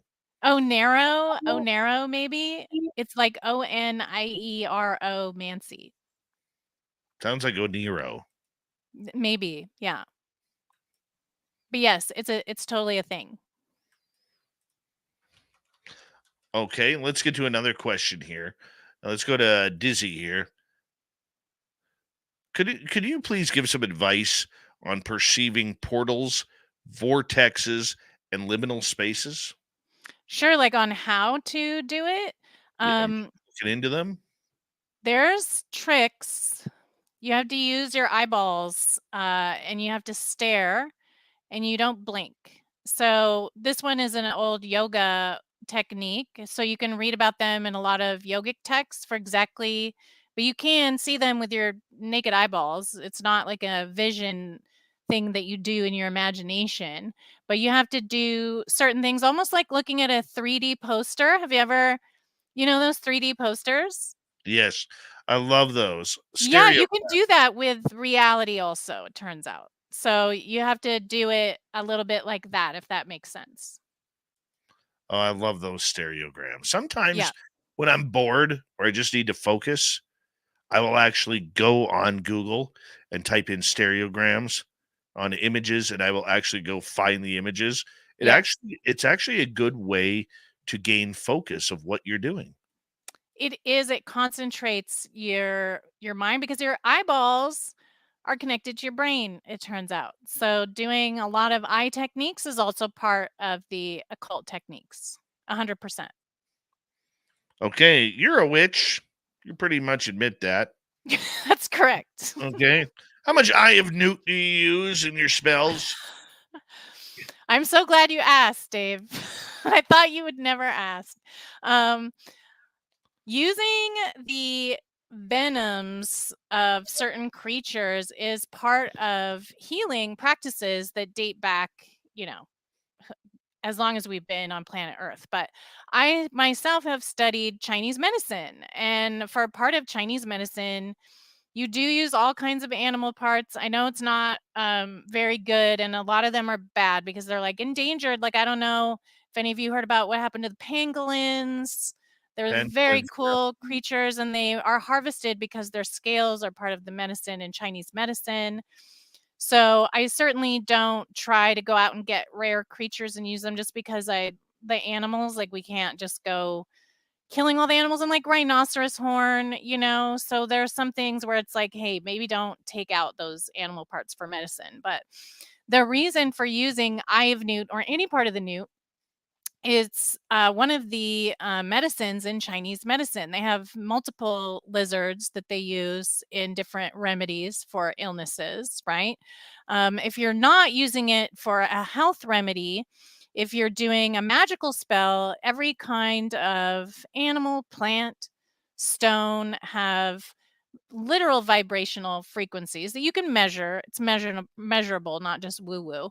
So they all have a kind of energetic or signature, or even, like, I like to call it like an address, meaning like that's that thing and it's unmistakable, right? Like a cat is a cat. That's its own kind of energy signature that it has. Just like you're Dave, I'm me. Like, you can tell us apart. So we have our own kind of territory that we cover there. So from my experience using them, I am a poisoner because I've had illness. And I am going to say this with a caveat of don't try this at home. So, part of medicine involves poisoning yourself to make yourself better. And in a lot of the ancient Chinese texts, it recommends envenomation or ingesting some poisons on purpose. And this is also what a lot of people did with alchemy as well. A lot of medicines that you might take is also poison. So, for example, if you go get chemotherapy, for example, for cancer, it's very poisonous stuff that you're putting in there to try to kill all the other cells and hope that you survive with the good cells, right? So, similarly, we can have poisons or venoms of certain animals that will be what doesn't kill us makes us stronger. And one of those are newts. So I don't know if you guys know about newts and salamanders, but they are very poisonous creatures that have venom that comes out of their skin. And then they'll also use scorpions, they'll use snake venom, bee venom.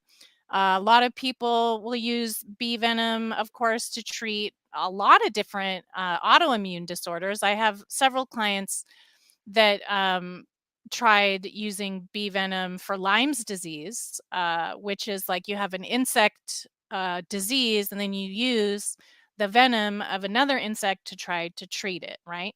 Of course, all the bees die when they use the stingers, so it's not very nice for the bees. So we have to think about the creatures too. But this is a very old practice of medicine where you take poisons from creatures and it has a lot of efficacy. And they've done a lot of studies, actually, even in the NIH, on all kinds of different venoms, especially scorpions. They've been finding cure quite a few different neurological diseases and a lot of maladies. So I myself have taken almost all of the 5 deadly venoms, as they're so called. I don't know if there's any kung fu fans in the audience, but there's this very famous movie called The 5 Deadly Venoms. And in Chinese medicine, they call it gu, Gu, where you take poisons from all these different creatures. So far I've had toad, scorpion. The one I'm missing actually is from the venomous lizard, which they in China was a different one and not a newt. But I did have a new experience where I met one in real life and touched it with my finger. So I think that kind of counts. It's not a very smart thing to do, but I did it nonetheless. And then I had centipede poison. I have to say the centipede was the worst of all the poisons that I've ever had. I really thought I was going to die with the centipede poison. Now, why would you do this? Okay, this doesn't sound fun. Okay, it It's really in does. very micro doses, very little teeny tiny doses, right? The difference between poison and a cure is the dose, as many people say. But like I said, they were all for purposes of illnesses and to be used according to the studies and through knowledge, not just randomly eating poison. I didn't do that, but why would I do this? It was because I was not having efficacy for the disease I was dealing with medical treatments. But I always encourage everybody, go to your doctor. Like, I would never tell anybody not to go to a doctor. I think that's garbage. Use everything you possibly can. Yeah, But you also have to listen to your body. that's right. You totally do. Yes. You know, I mean, I think we've all had examples in our lives where people are like, "Oh, don't use that. Don't use that. Use this," and it doesn't work. But That's right. you use your own thing. You do your own thing, and the next thing you know, you're healed. I had Give you an example. I had bronchitis in 2019 for 4 months. Could Oh, not shake it. Could not shake it. I was on 2 different puffers, 3 different medications, like twice a day for each, yeah. and it just would Nothing. not nothing. So, I'm not a big naturopath kinda guy, okay? If I rarely get ill, but if I do, I'll go to my doctor and I'll say, "Hey, you know, get me some drugs. Yeah. Need to get healthy here." But nothing was working.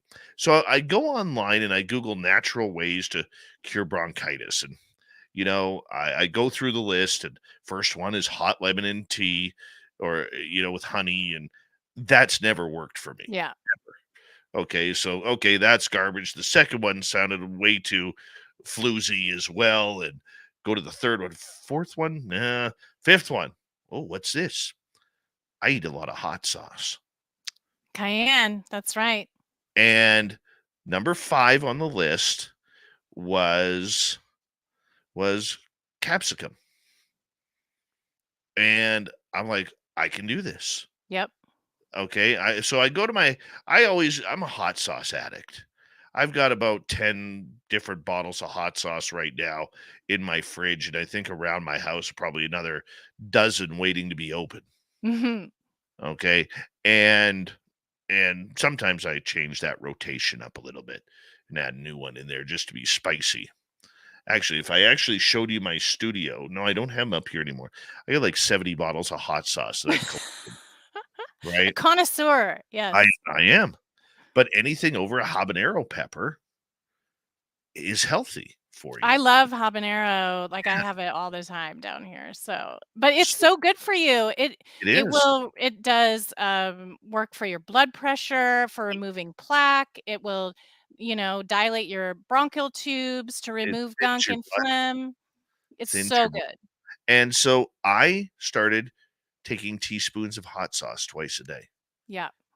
And with it in day 4.5 after starting that, my bronchitis was gone. Wow. Gone. And because what happens is when you eat a pepper or need to ingest something with the pepper from habanero on up to like Carolina Reaper, Yeah. which is the hottest, the chemicals the pepper releases burn the mucus lining in the lungs. Hmm. And where it's between the mucus lining and your lung lining is where bronchitis, pneumonia, and COVID-19 start. Because those are all organisms too that are living in Absolutely. there. And Yes. they're living it within the mucus is like a duvet blanket to them. That's right. A You lot of know? people don't know you actually always have pneumonia in your body. Yeah, It just hangs out in there, and then if you take a dump, that's when it starts to propagate. Yeah. absolutely. So I started shooting hot sauce, like teaspoons of hot sauce. Yep. And when the lockdown and everything happened, my doctor, he's like, how are you staying healthy? So I'm taking vitamin D, vitamin C. I'm washing my hands because I'm a germaphobe. And I said, I'm taking a lot. I said, I eat hot sauce every day.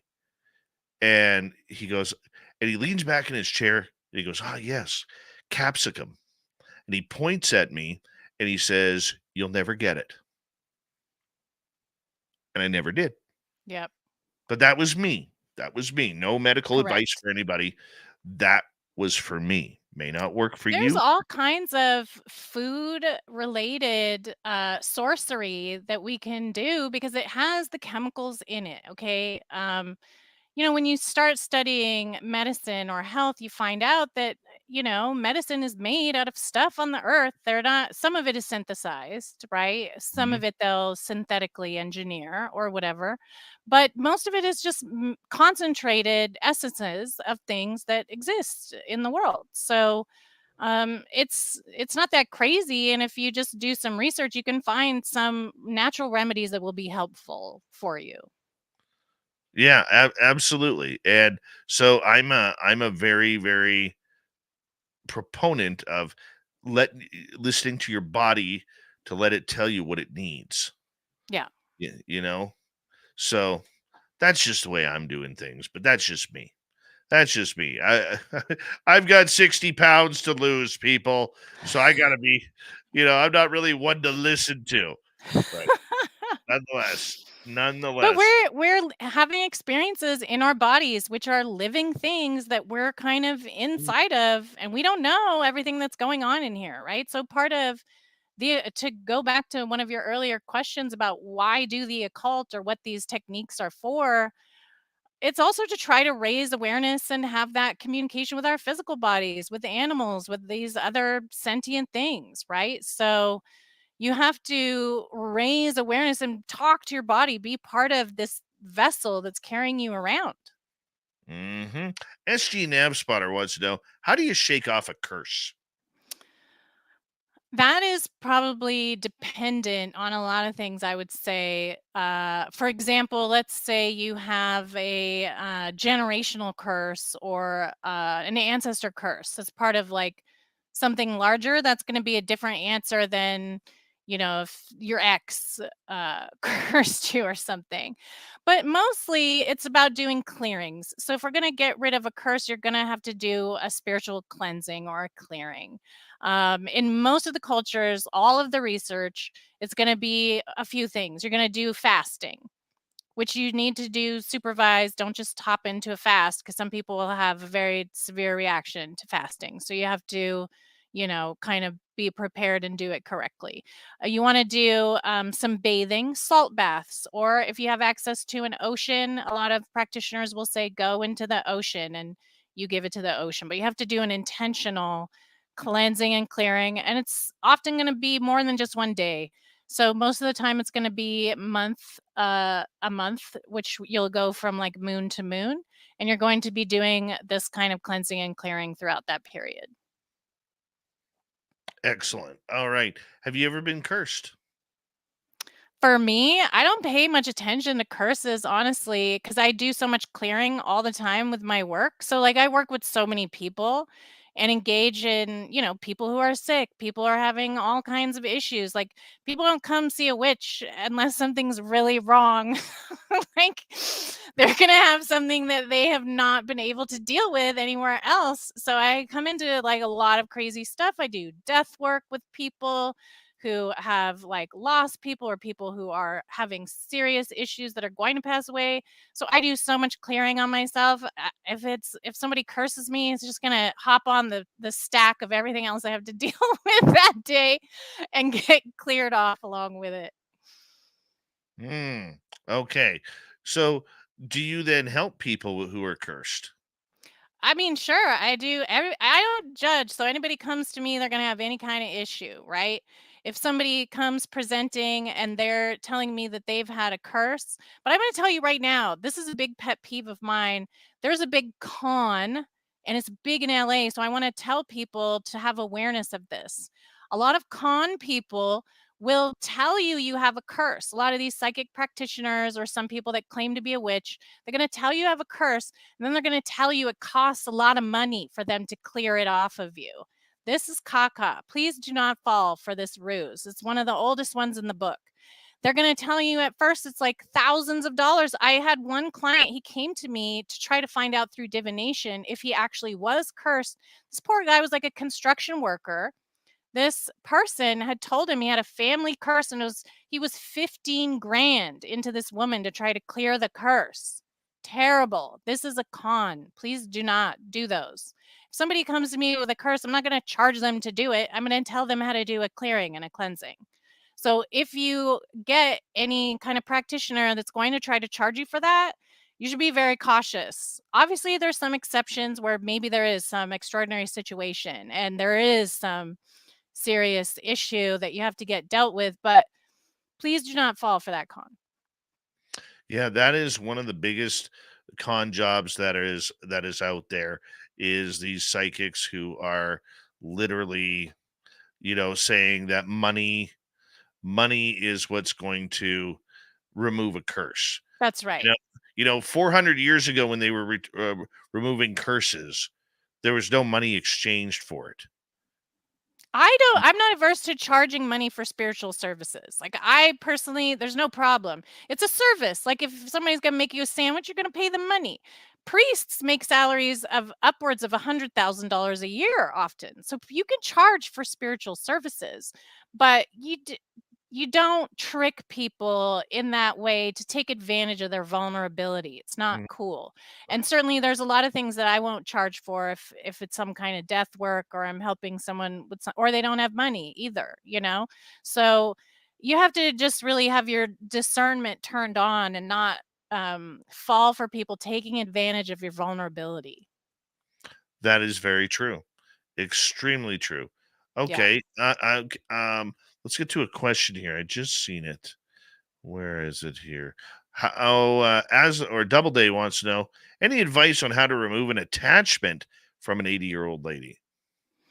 So anybody that's going to have an attachment, there's an origin point of it. So you have to kind of like go back to the source of where it began. Because if they have an attachment, this means that they've been habituating it, kind of like an addiction.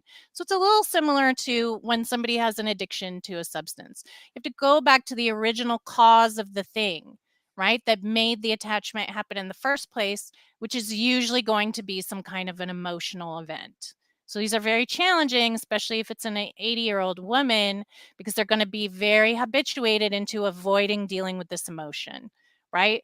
So you're going to want to kind of gently try to find out what the original emotional traumatic event was that when the attachment started to have. Just ignore the attachment and try to get to the source or the origin point. Have you dealt with a lot of attachments? And why do spirits attach? Attachments are so common, it's ridiculous. In my experience, a lot of attachments come because people get, it's like how you get susceptible to a disease. I feel like it's very similar. And usually that's going to happen when your immunity drops, unless it's like a genetic thing or some other situation, which certainly there are. But if you have some situation where you get vulnerable or you're not your best, or even like you just are in the wrong place at the wrong time. Like you could get an environmental situation, right? Happening just like similar to disease, where you could be exposure to some nasty chemical or something like this. So it's very similar. What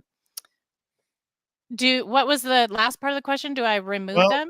yeah. How do you remove them? We only got about 30 seconds. Usually the way to remove an attachment is to have the person confront it and in their consciousness remove it. So I try to do it through their mind specifically by acknowledging awareness of what caused it to happen, and then they can clear it out once their awareness will confront it. Awesome. Maja D'Aoust, it was such a great night getting to know you and learning about everything from familiars to the occult and dreams and everything. Thank you so much for being on Spaced Out Radio. It's my pleasure. Thank you so much for having me.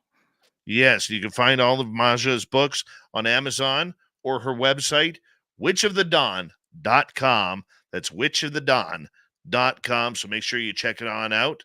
Coming up next in hour number 3, we're going to start off with Steve Stockton from Among the Missing. Robin Haynes is here for the Crypted Report. It's Dave 101 night on the Super Bowl and the weird news of the week. We will be right back on Spaced Out Radio right after this. Stay tuned.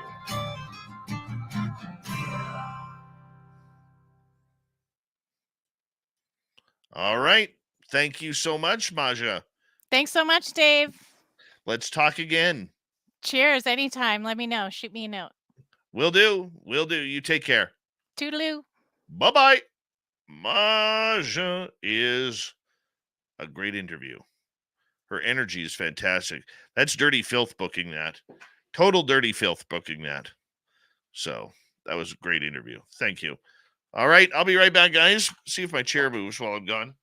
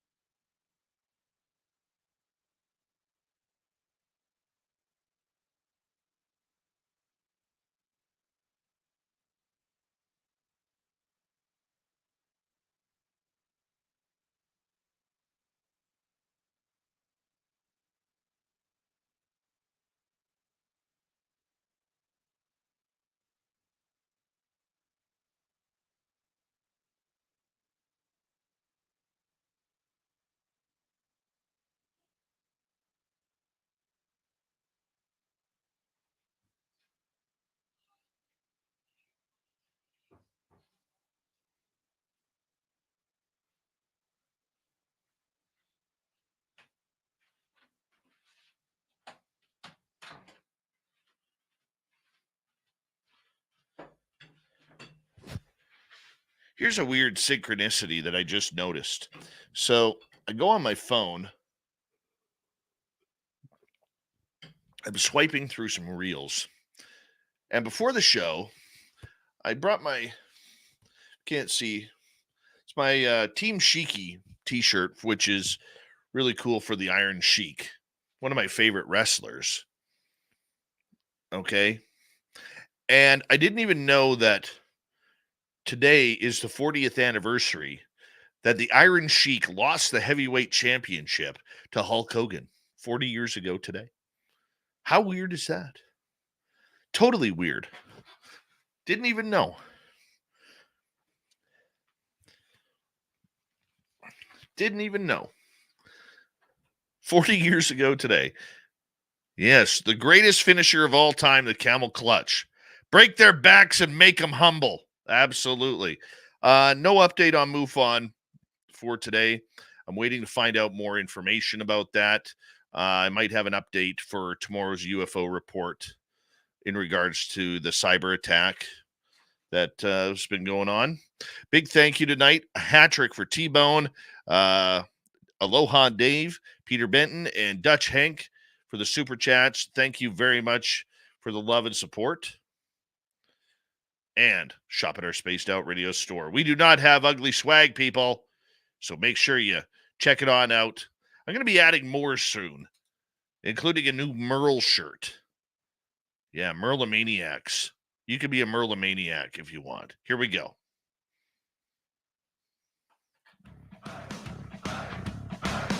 Would you like to connect with us? Head to spacedoutradio.com for all your latest show info. Now, back to Dave Scott and SOR. Third and final hour of Spaced Out Radio tonight. My name is Dave Scott. Thank you very much for earning your listening ears wherever you are on this beautiful planet we call Earth. Hi to everyone listening in on our terrestrial affiliates around North America, digitally on Odyssey Radio, TalkStream Live, and KPNL. All of our archives are free. You can join us at youtube.com/Spaced Out Radio. Do me the favor, hit that subscribe button. The Desert Clam has set the password for tonight in the SOR Space Travelers Club. Fellow is your password. Use it wisely, Space Travelers, as the Clam sets a password each and every night right here on Spaced Out Radio. Our website, spacedoutradio.com. We have a plethora of features for you. Rock out to Bumblefoot, read the news wire, check out our swag as well. Follow us on Twitter at Spaced Out Radio, Instagram at Spaced Out Radio Show, and on Patreon in the Space Travelers Club. It is that time of the night where we say hello to Steve Stockton from Among the Missing and another creepy story. Hello, friends. Welcome to Among the Missing YouTube channel on Spaced Out Radio. I'm Steve Stockton, and I'm about to take you on an unbelievable journey of people just like you. Their stories and encounters will haunt us on Among the Missing.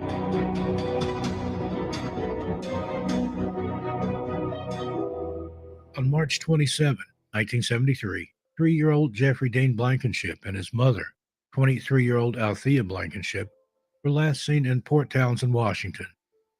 Their roommate, Glenn Allen Bagley, claimed that he drove Althea and Jeffrey to the Seattle-Tacoma International Airport so they could board their flight to Greece. Althea was of Greek descent, and the family often traveled to Greece to visit her side of the family. According to the available records, there is no evidence that Jeffrey or Althea ever boarded a flight from the Seattle-Tacoma Airport. Several years later, Althea's parents stumbled upon her passport, which was hidden away and had no entry stamps for Greece. Althea's mother also noticed that she stopped receiving letters from her daughter in April 1973. As they used to write each other almost daily, Althea's mother sensed something was wrong when the letters stopped coming. Althea's mother contacted the roommate, Glenn Allen Bagley, to inquire about her daughter's whereabouts, why she and Jeffrey did not arrive in Greece, and why the letters stopped abruptly. Glenn told her that he dropped Althea and Jeffrey off at the airport, and they were headed for New York City and then on to Greece. Glenn maintained his innocence until he passed away in 2016, although he was also possibly connected to other disappearances. Glenn Allen Bagley is suspected of being involved in the disappearance of his ex-wife, Esther Gessler, who vanished from Auburn, Washington, on March 13, 1976, under mysterious circumstances. Esther's case deserves special attention, and Bagley is the only suspect in her disappearance. Despite being questioned, Bagley never provided details about Esther's, Althea's, or Jeffrey's disappearance. With Bagley's passing, the truth may never be known. Some articles suggest that Bagley and Althea were romantically involved, while others claim they were just roommates. Since Althea and Jeffrey disappeared, various age composite sketches have been created showing what they might look like now. Jeffrey is described as a Caucasian male with brown hair and brown eyes, 3 foot 5 inches tall and 75 pounds at the time of his disappearance. Althea is described as a Caucasian female with brown or blonde hair, blue eyes, standing 5'7" and 140 pounds. Anyone with information is asked to contact the Kent, Washington Police Department at 253-856-5800 and reference case number 76-705. Thank you, Steve Stockton from Among the Missing, for another great spooky story. If you want more just like that, head on over to youtube.com/Among the Missing and subscribe to his channel today. All right, it's time to move on to the Cryptid Report. Robin Haynes is back with some other awesome information.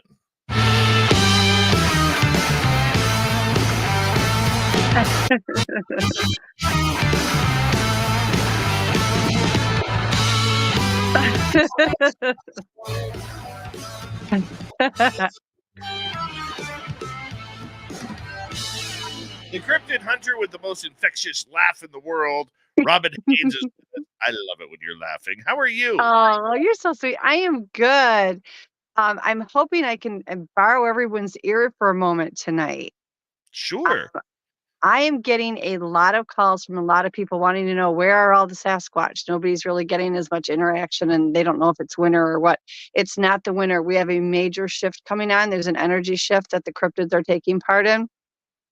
We've had 2 negative energy shifts so far that have come in within the last 3 months, and they are preparing for a positive energy shift.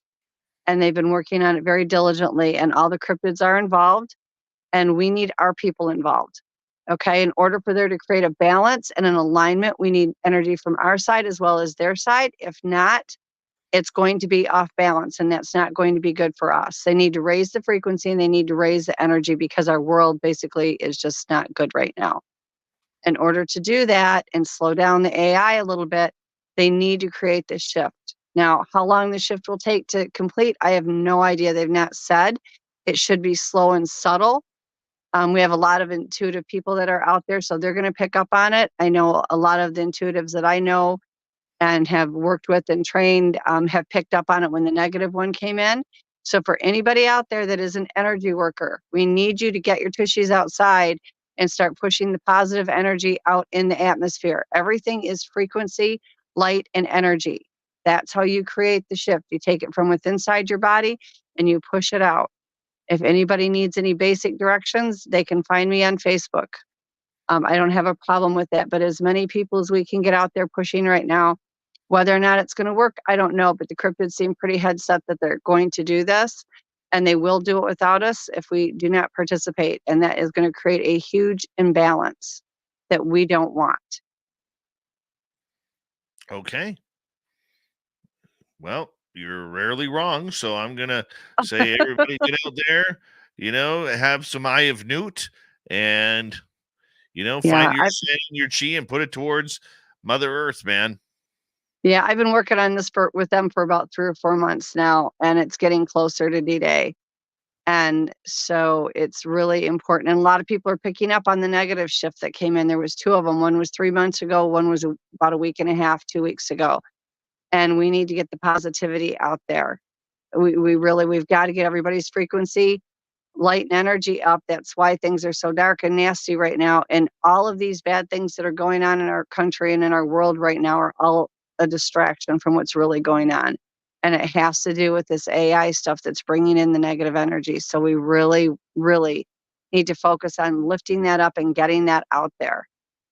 I mean, it's not difficult. Anybody can do it. You can take the energy, light, and frequency from your body and put it out in the atmosphere. So again, if anybody needs any basic directions, they can get hold of me. But anything would be appreciated. The cryptids are going to need our help on this one because they need theirs as well as ours to make it balance.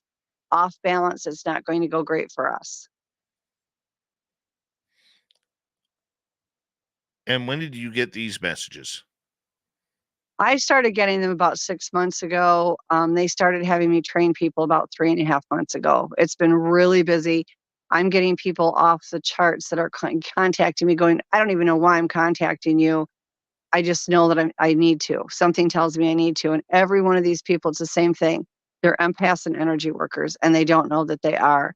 And it's just teaching them I teach the energy classes. This is not a plug for my business, people. There's no fee involved in this. This is simply trying to, help the cryptids, help us. Okay. Something's howling. Something's howling in the distance. And everything is frequency, energy, and light. That's what encompasses our body, our souls, as well as everything else. It doesn't matter what it is. It has that at the basis of it. And it's got to get this shift done. That's part of the reason we're in the problems we're in right now, is because we've got too much dark energy opposed to the light. The light always wins. So we've got to make sure that it stays on point with that. But when you shift a higher frequency and higher energy being like these cryptids, and then we're at a lower frequency and lower energy, and we don't do our part, you create a very big imbalance. And we're going to get left behind in the dust. And we need to get that as even as we can. Gotcha. Well, I appreciate you sharing that message. Thank you very much. I try. Speaking of cryptids. Oh, yes. Have you heard any good stories from people who've had encounters recently? Everybody is giving me the same thing. They are wondering where everybody's at. Now, I have had some that have made more contact, and it's just been a matter of, them peeking around trees. Nothing really major. They're getting people that don't mind speak right now are getting mind speak from these cryptids right now. I've had people contact me and say, hey, I don't know you. I don't really know of you, but I know I'm supposed to contact you. And it's always the same thing, this energy shift. So, in some effects, they're more vocal, whether it's through mind speak or through vocals, and they are being more known. People are getting more direction from them now, as far as anybody getting any, running around and then playing in the front yard and that kinds of things. It seems to be down a little bit. I'm sure in some places there aren't. There are certain clans, like the Sukulu in Louisiana. They are very much unaware of this shift, but that's not surprising. That type of Sasquatch tends to be more off the beaten path. They're lovely. We love them. They are phenomenal, but they don't always get all the memos that a lot of the other ones do. But now I've talked to people in Canada. I've talked to people in Australia. I've talked to the UK, and they're all experiencing the same things with these beings. So there's a lot going on. And if you really go through a lot of the Google searches and stuff, they talk about the energy shift as well. But yeah, I haven't had a lot of spooky stories from anybody lately. A lot of them, they're, talking about they're being watched more than they ever were before. They feel like they're constantly being followed around when they get activity. And those are the few and far between, because they're all really busy right now. Like they're actively working on this. And so the activity seems to be down. Certain places that have habituators in that, theirs may not change a whole lot. But overall, and it's not due to the weather temperatures, they are literally busy working on this stuff. We've had a very warm summer right around North America, even though, the East Coast has been hit by some major snowstorms over the last couple weeks. Right. But it's been a relatively warm effort. And I know around my area and other areas, hibernation of bears and everything has really picked up recently, where, bears are waking up early, and Right. scrounging for food and everything. So my question is, how does that affect what happens with Dogman Bigfoot and other creatures. Well, When none of them they don't hibernate, so that's not going to affect them in that way. What they will do, though, is they will make use of that warmer weather temperatures, and they will go out and gather more food. I mean, they're pretty well stocked up by this time of year. They'll go out and hunt still, but if they can't due to weather, then it's not that traumatic because they've already got stuff stocked up. So they will take that time to get some extra hunting in. So they will definitely be out and about. Okay. With them being out and about, you know, do they change the way they act in the winter when there's less people out in the forest compared to, say, the spring, summer, and fall when the forests get busy? Yeah, I mean, they're going to cover a lot more territory. They're going to spread out more to hunt and do anything that they want to do because now they've got more of an open territory, and they do have to go farther to look for food. Wintertime, a lot of things stay, bedded down and they're not as active, so food is scarce. So they will take advantage of that opportunity to have more freedom without being seen, and they'll get out there and widen the territory out to try to catch more food and bring it back to wherever they're staying at. The other thing with that is, when you stay in one area and you hunt and you hunt and you hunt, you deplete the source. So when you get these warm days where they can get out and there's not people out and they can spread out, they more than likely will go to some of these outside territories and hunt so as not to deplete the food sources that they have right there in front of them. Okay, so where do they store food, or how do Well, they? Well, like with the Sasquatch, they'll get, if they're staying in a cave, they'll gut the deer, they'll put the deer and they'll just stack it.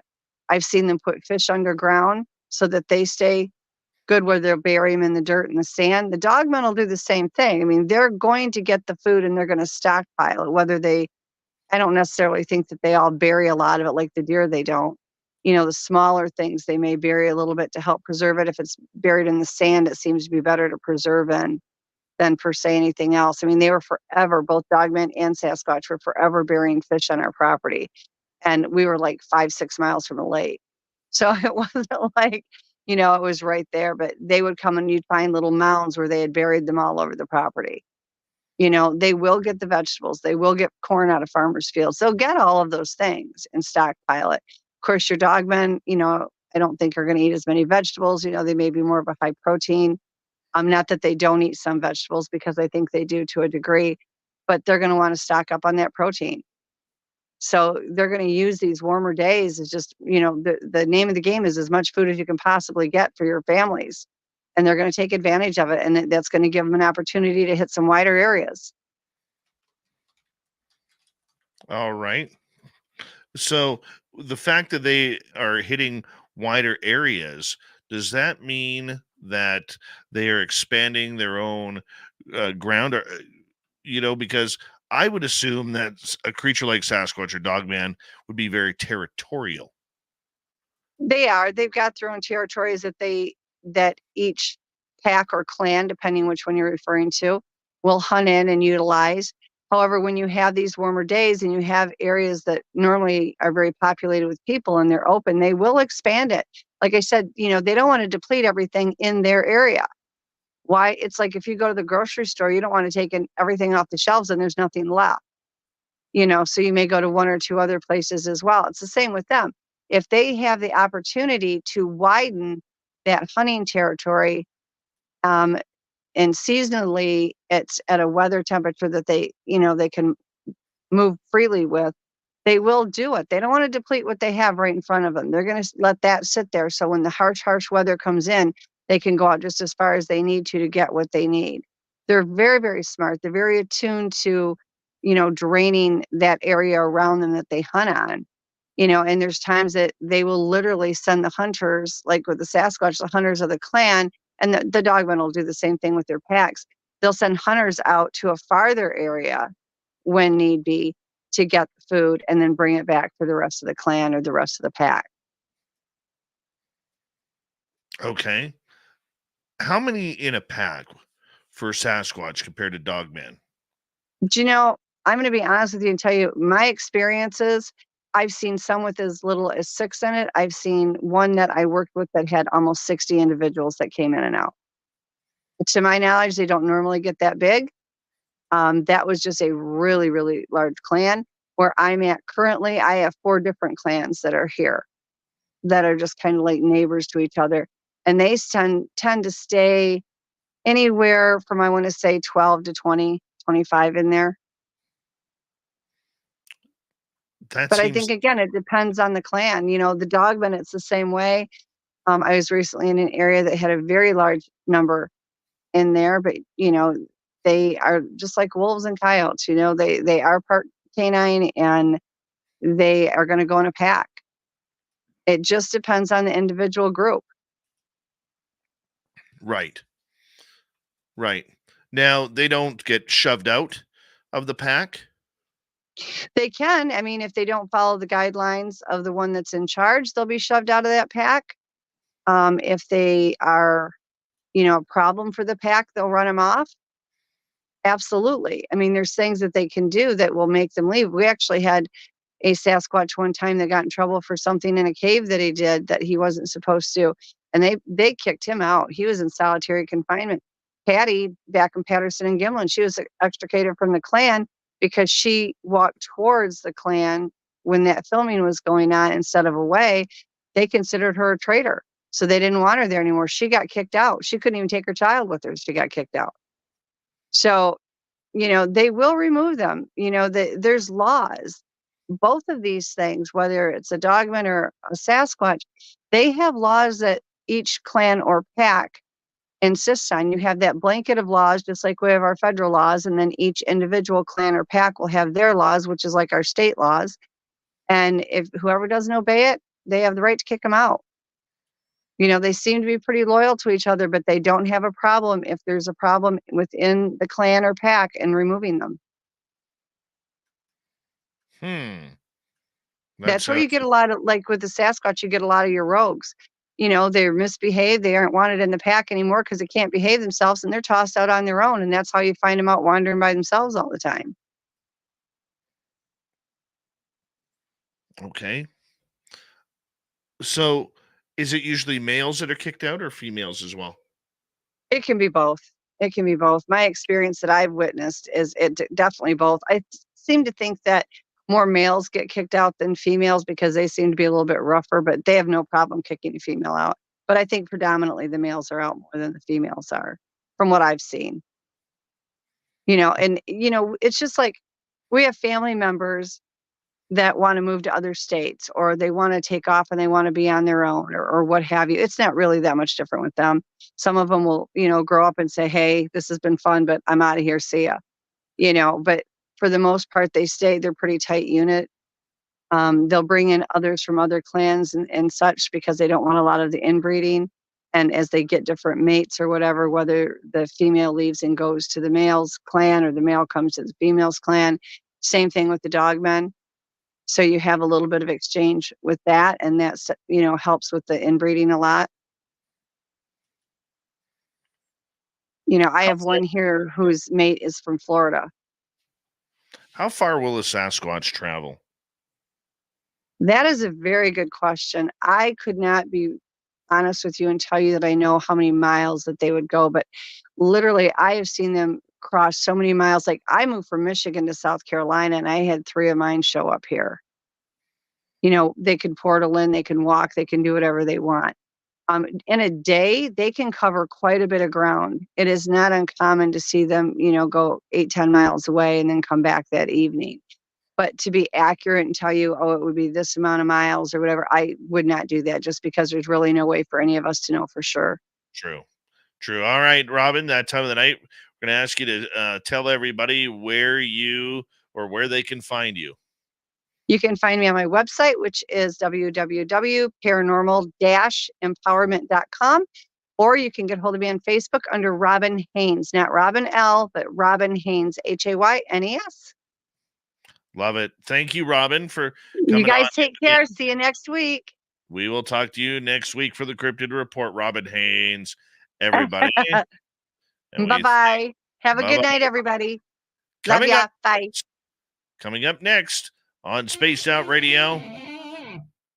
We never do sports around here, but my Dave 101 this week is sporty with the Super Bowl coming up. Then, after that, we got some strange news in the weird news of the week. Spaced Out Radio's final half hour returns right after this.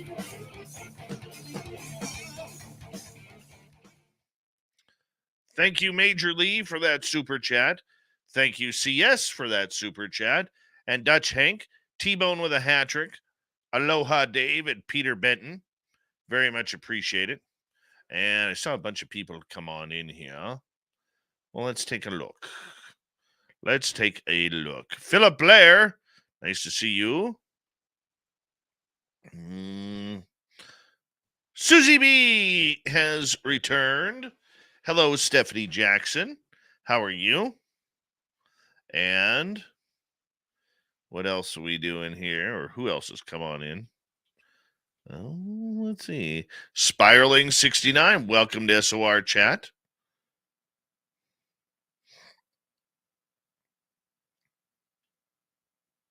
I think that's it. Yeah. I think that's it.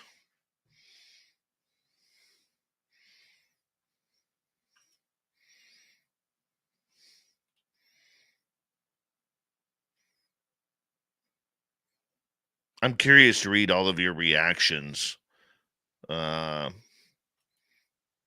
tonight's Dave 101. Very curious. Very, very curious.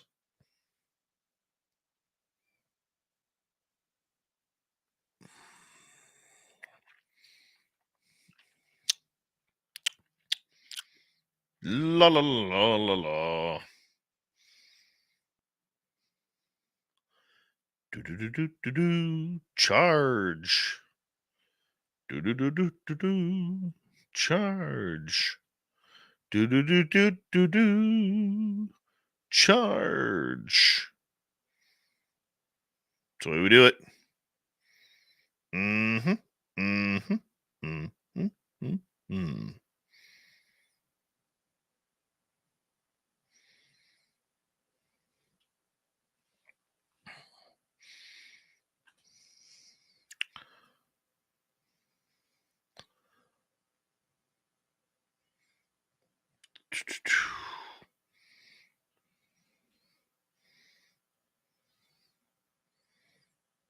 Be nice, Major Lee.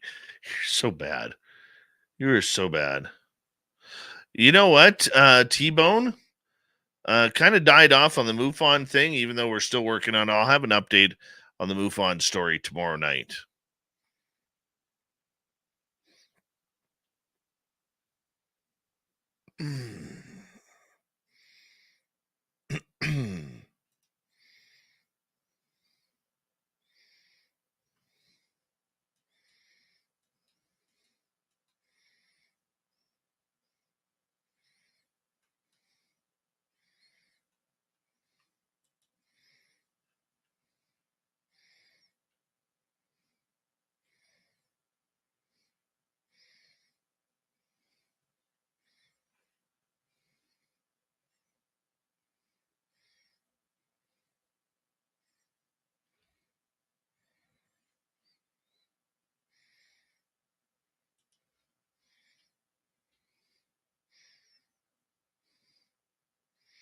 YouTube user, hi, do you believe any evil person passes the traits through family?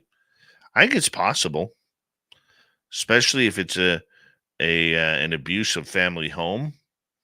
I totally think it's possible because the family or the let's say the child will take on the traits of what they know and it gets embedded in the brain. So yes, I do believe that.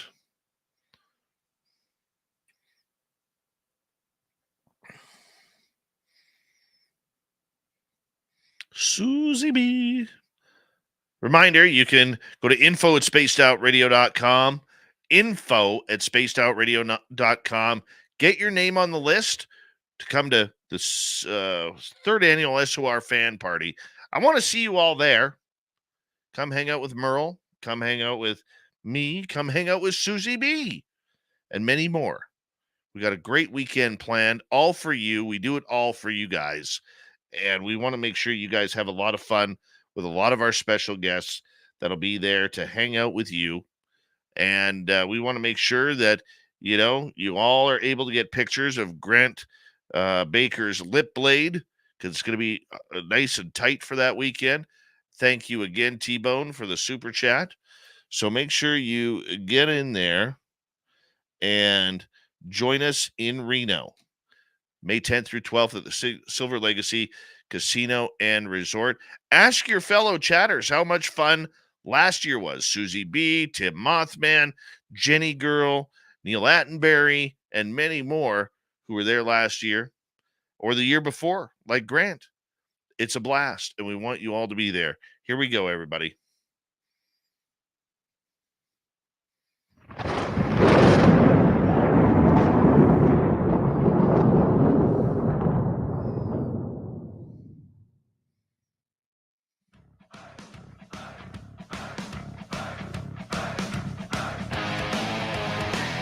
Here we go with the final half hour of Spaced Out Radio tonight. Good to have you with us. My name is Dave Scott. We always appreciate earning your listening ears wherever you are on this beautiful planet we call Earth.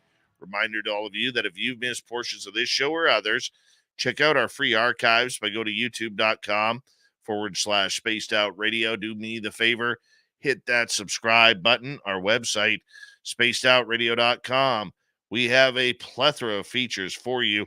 Rock out to Bumblefoot, read the news wire, check out the swag as well. Follow us on Twitter at Spaced Out Radio, Instagram at Spaced Out Radio Show, and on Patreon in the SOR Space Travelers Club. It is that time of the night where I take off my hat, start shaking my fist, and yell, "Get off my lawn." It's the Dave 101.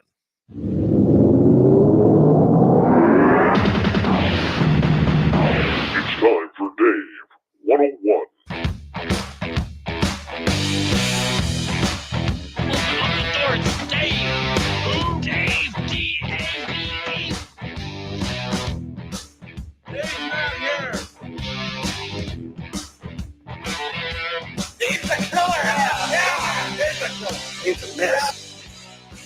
As we know, this weekend it's Super Bowl 58 in beautiful Las Vegas, Nevada. The San Francisco 49ers and the Kansas City Chiefs looking for the repeat. It's going to be one hell of a ball game, that is for sure, whether you're cheering for the Niners or you're cheering for the Chiefs. Or maybe you're just watching the game because Taylor Swift is going to be there, right? Flying in overnight from Japan after her third show in a row just to make sure she gets to the press box for her man, Travis Kelce. Oh, the romance is in the air between those two, isn't it? Yes, it is. And good for them. Good for them. They say the NFL, because of Travis and Jason Kelce, and now Taylor Swift, has generated over $336 million in extra revenue this year.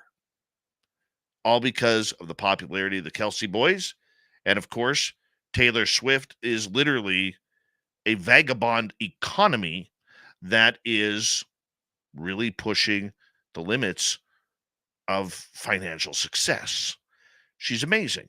She's a great, astute businesswoman and entertainer. And a lot of people don't like her for whatever reason. Maybe they don't like her music. They don't like her hair. They don't like this teeny bopper type of music or Swifties or whatever it may be. But that's okay. You don't have to. The NFL is loving it. So here's the big question. Why am I talking on Spaced Out Radio about NFL football and the biggest game of the year in the Super Bowl, where over 1 billion people around the world will watch this game? The answer is simple.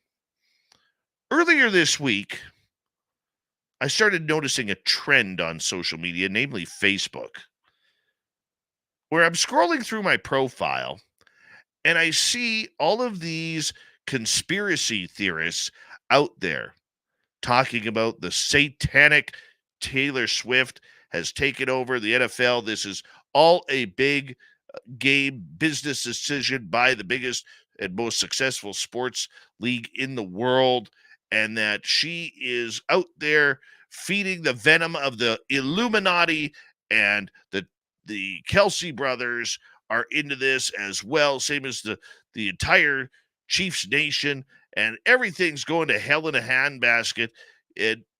I don't like it. Look, there are conspiracies, and then there are conspiracies. A lot of the conspiracies, as we know, are coming true. Namely, over the last few years, UFOs and aliens. But there's a lot of people who take conspiracy theory way too far. They think everything they see on TV is a conspiracy. Everything they hear on the radio is a conspiracy. Their dog pooping in a park is a conspiracy. Everybody's listening. My house is tapped. I got black helicopters flying over my house 17 times a day, even though I live beside a military base where the runway is right there. My God, there's some paranoid people out there. And you know what it does? It makes our entire field look bad. Look, there's a lot of bad out there going on over the years with what we are supposed to trust. We're supposed to trust our politicians as elected officials doing the job for us. We know that isn't true. We're supposed to trust the police, even though there seems to be a lot of bad cops out there. Mostly good, but a lot of bad apples. We're supposed to trust that the military is there to protect us, not hide things from us like they are UFOs. There's a lot of people out there who think that everything from the radio waves that are entering your house to other weird, strange conspiracies, that everything is a facade and that we are the butt of the lifetime joke. If we want people to take us and our conspiracy theories seriously, we got to start using common sense. No, the Queen of England was not a reptilian who fed off of virgin children, and that's why she lived until she was 95 years old or 96. Okay? Stupidity like that makes us all look bad. Stupidity like one conspiracy theorist reported that last year that there were over 250,000 Chinese National Red Army soldiers lined up on the Canadian border waiting to invade the United States. Well, that's not true either. Even though we have the largest unprotected border between Canada and the US, there are thousands upon thousands of detectors of radar, infrared, cameras, drones, everything watching that border. And guess what? To move 250,000 troops into an area, guess what? That would show up on radar. And you might see the ships and the military planes flying on in and sailing this way in order to get those people there. Okay? It's stupid conspiracy at times that makes us all look bad, because the major public out there who does not believe in UFOs, does not believe in angels, does not believe in ghosts or Sasquatch or the Queen being a reptilian. What we do understand is it's those people who are giving us a bad name. We know we're not being told the truth on everything. We know the mainstream media is playing this up. And I say that as a former member of the mainstream media. We know that things are changing, and it seems like no matter what, us as humanity seems to lose each and every time. However,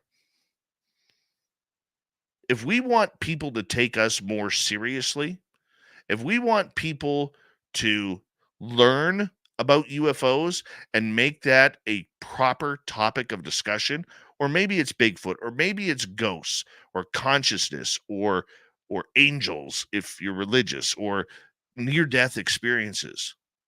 if we want people to start studying what we love to talk about, and we want them to understand that these happenings are real, we have to cut the crap. I mean, all of these conspiracy theorists have one thing in common. They all blame the mainstream media and the alternative media that there's no sources, nobody's telling the truth anymore, but they heard from a friend of a friend of a friend of a friend's uncle's friend that there are reptilians in the White House running the White House. That the Illuminati is about to take this planet down to 500 million people. Population keeps growing.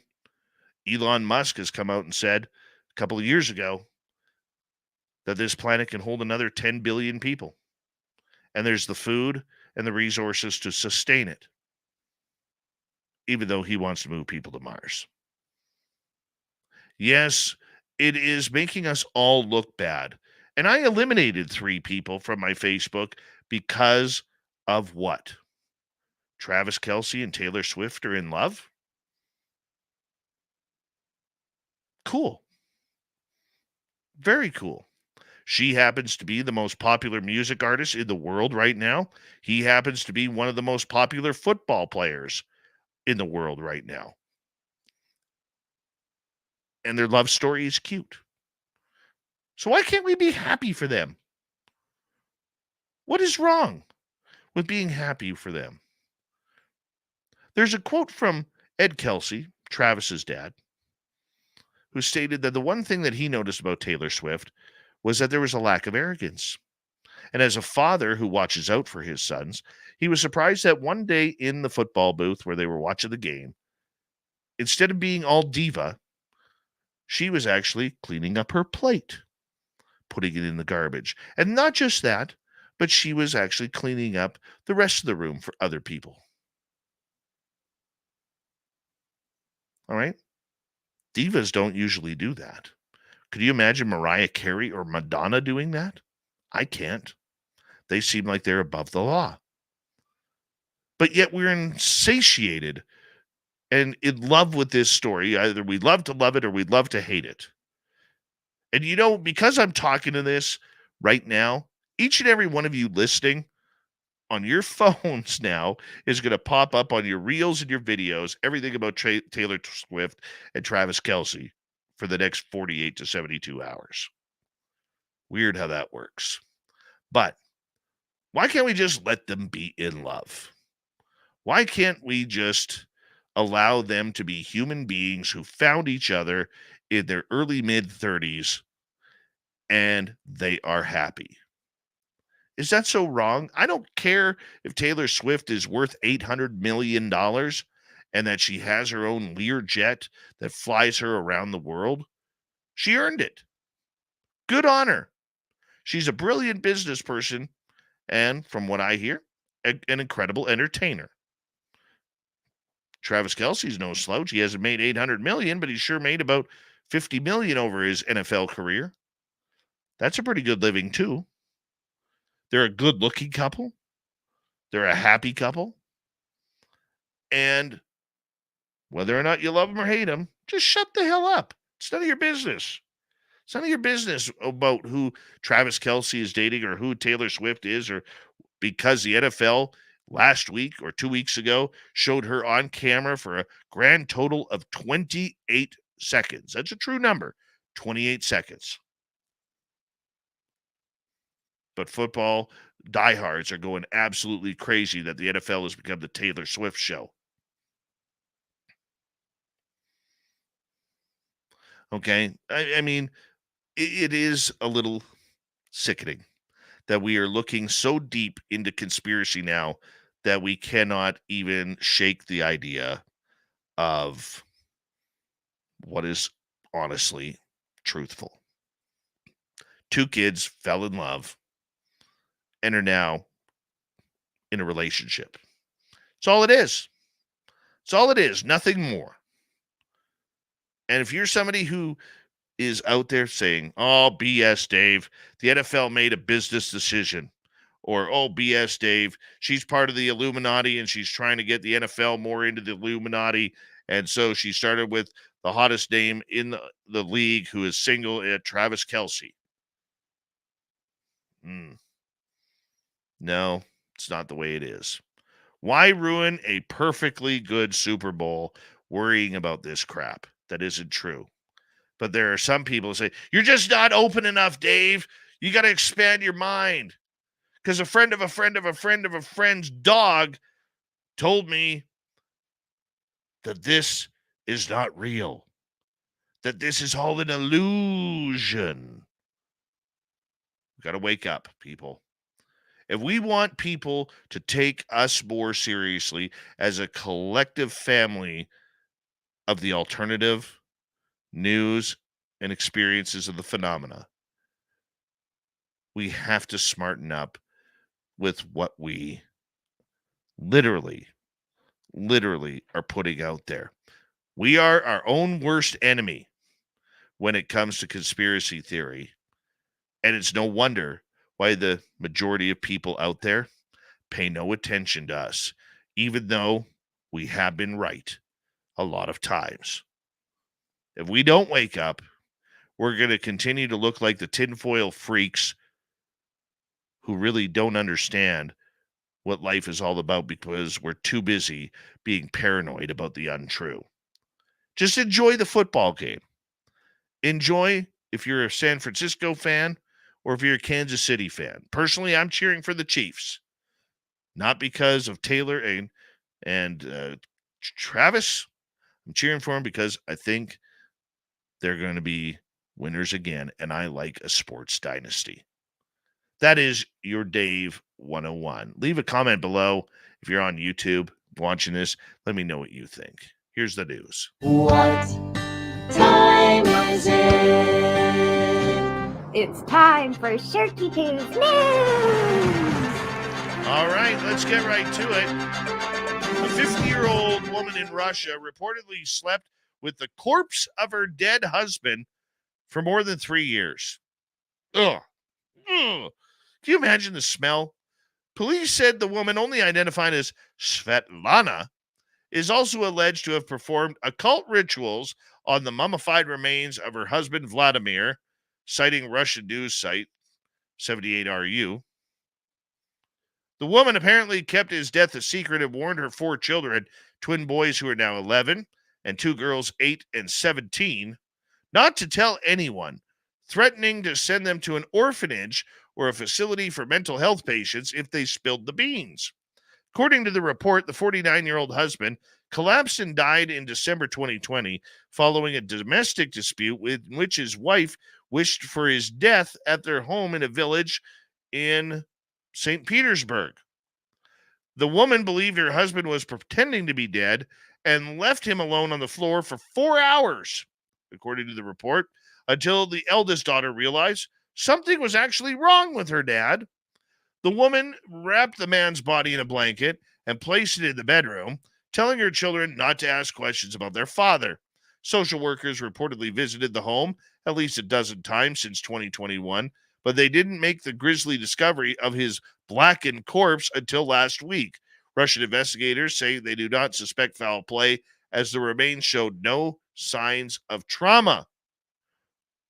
What about this lady? That's just psycho. Absolutely psycho. Yeah, she's off for mental health evaluation. So are her children. And they're being assessed by doctors and psychologists right now. How sad is that for those kids? You imagine? An apparent drunk Florida man. Oh, you know this is going to be good. That just started off way too good. It rolls off the tongue so nicely. An apparently drunk Florida man didn't wait to be told to remove his shoes and belt, or the rest of his clothes for that matter, at the security checkpoint in the Fort Lauderdale Hollywood International Airport. Instead, he allegedly showed up at the airport in a bougie state and buck naked before trying to get through security. Good job, Florida man. We really do appreciate that. All right.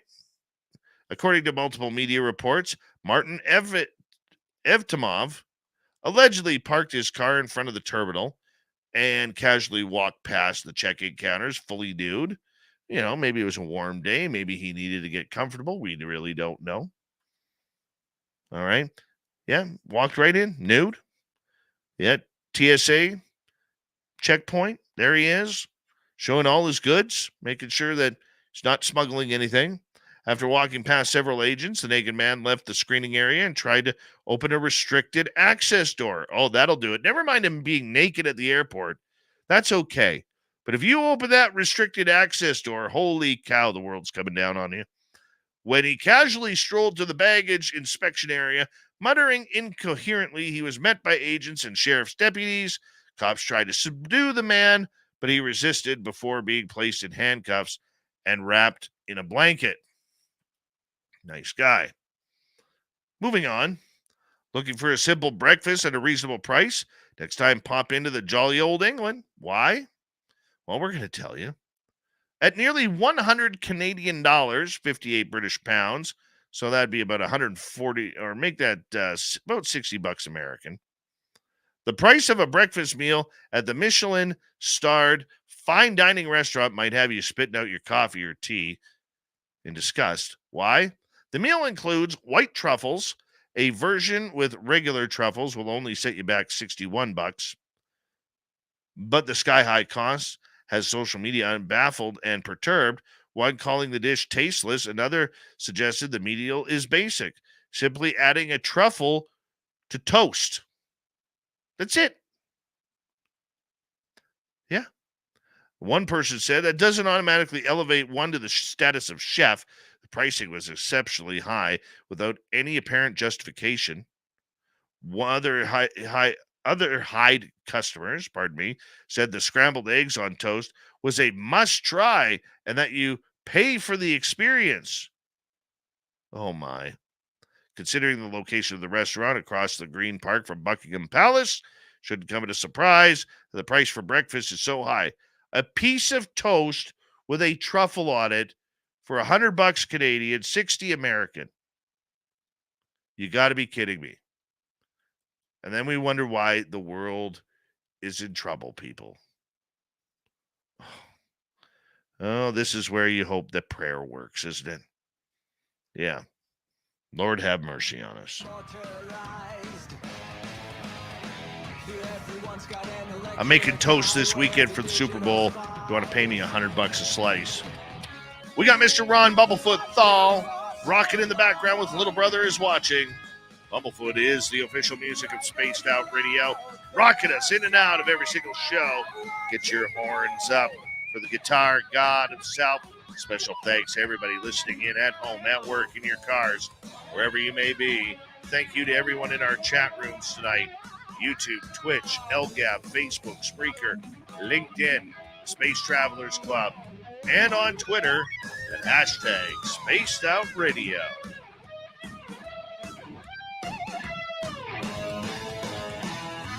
I know you're out there somewhere. Remember, this show is copyright by Spaced Out Radio and SOR Media Ventures Limited.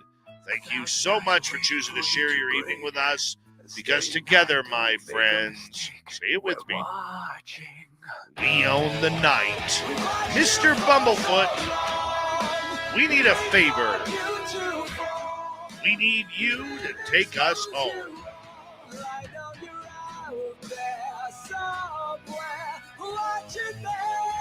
Yes, the Woo Train has docked for the night. But soon, my friends, we shall ride again.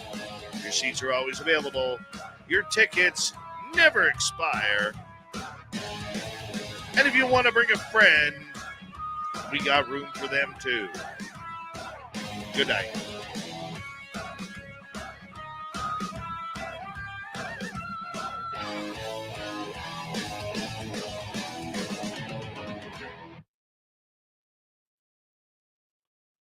Hot damn, I love that song. I love that song. Yes, sir. Woohoo. Come over for toast.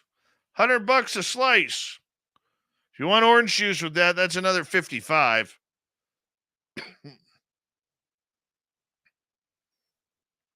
Stephanie, thank you. Are you coming to Reno, Stephanie? Are you?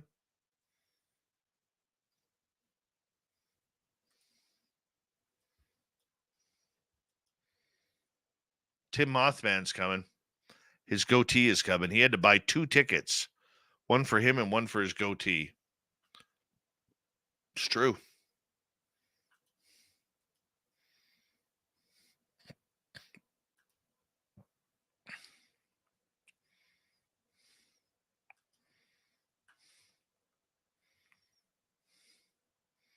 It is totally true.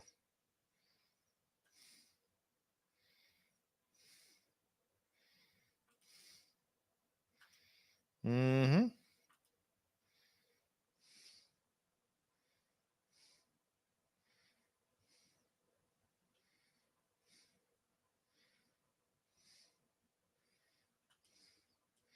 There we go. This weekend, we are drawing out a map of my house, the first floor, because I know it's not on the second floor. I mean, my basement should be the second floor. Or is that the first floor and then the top one is the first floor? I don't know. Weird. So we're doing a pendulum thing with it. We're going to see what a pendulum says, see if we have any luck that way. That'll be done on Saturday.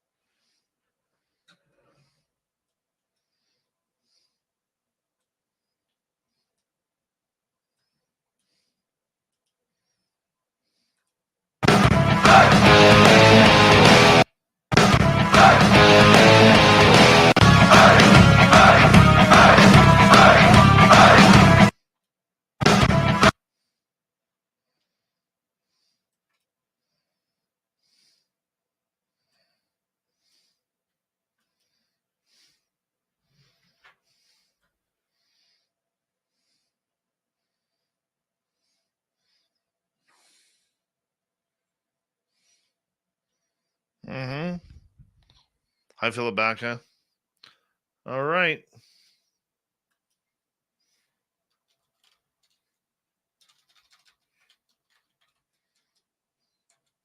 So to date, we have about 17 people already signed up on our list for Reno. Usually we hit about 40. We want to make sure that all of you are there, guys. I know money is tight, but you still deserve a vacation. You still deserve to treat yourself. Reno is the way to do it, man. Hi, George Jetson. What the hell happened here? Cut that. What happened there? Copy. Paste. Thank you.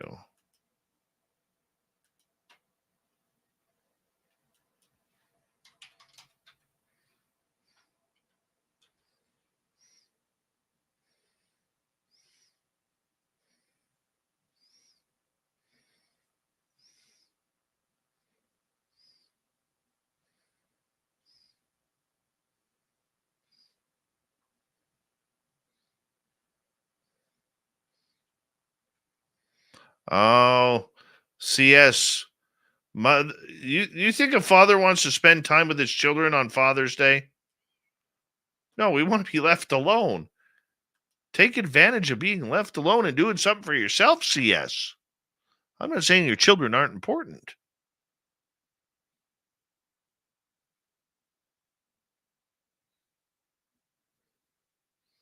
But you deserve a break. We're giving you that break.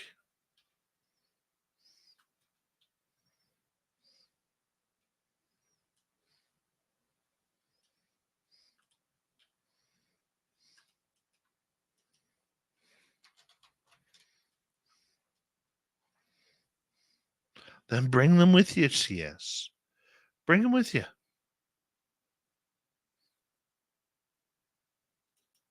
Or bring her with you. She's allowed to come. Totally allowed to come.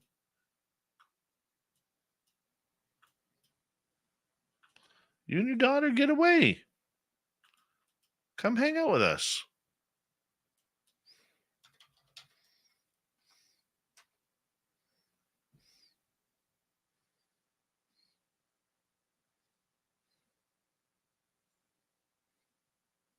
Not happy about ghosts? I don't get that.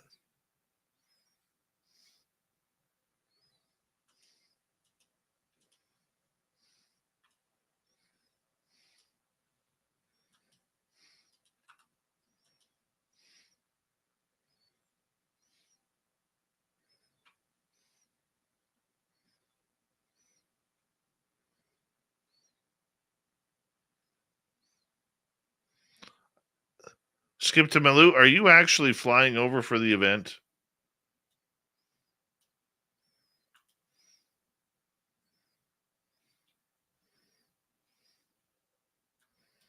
We'll take her to Circus. We'll have a good time. I'll even go with her. With you. With her.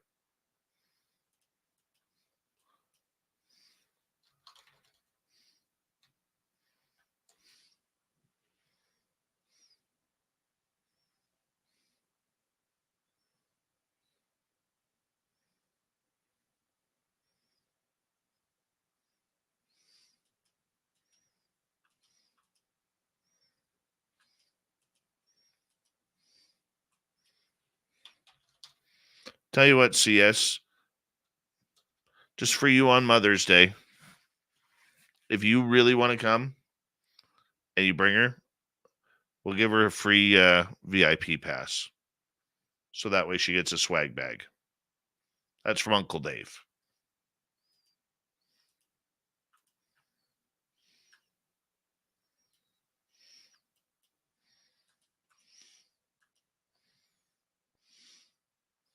Becky Vickers tomorrow night on the show. Becky's coming to Reno. Reno, not Vegas, SG Nav Spotter.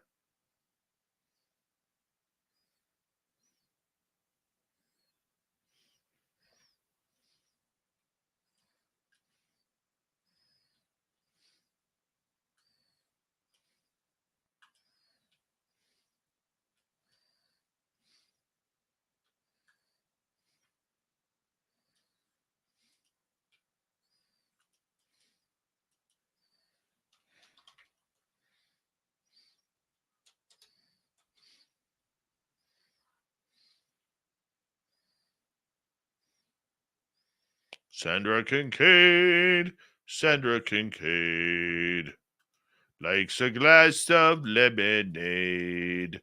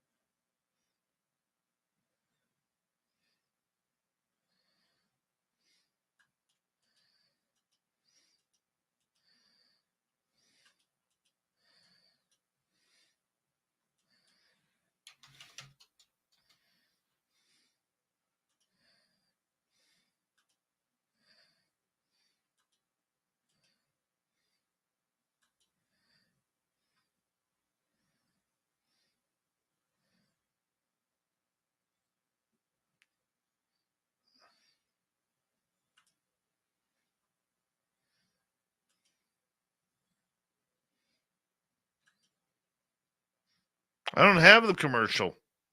You took it out, Rob.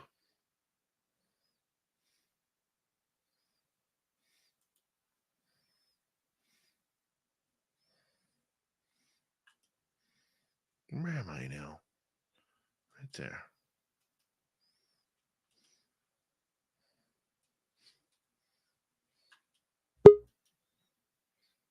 Oh, here comes Sweets. Here comes Sweets now. John, show us that goatee, you sexy motherfucker. Mm-hmm. Nicole Sackage, why are you still awake?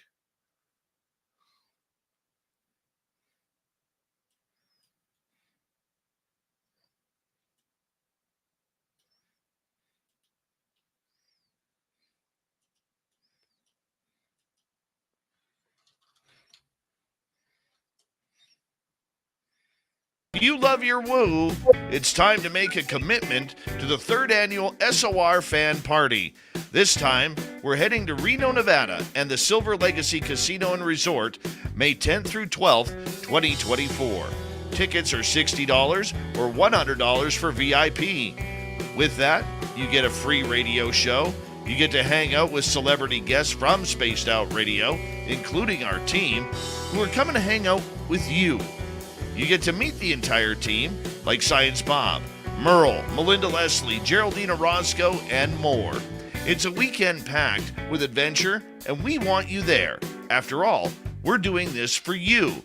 Find out more and get your tickets at info@spacedoutradio.com and book your hotels today at the Silver Legacy Casino and Resort in Reno, Nevada.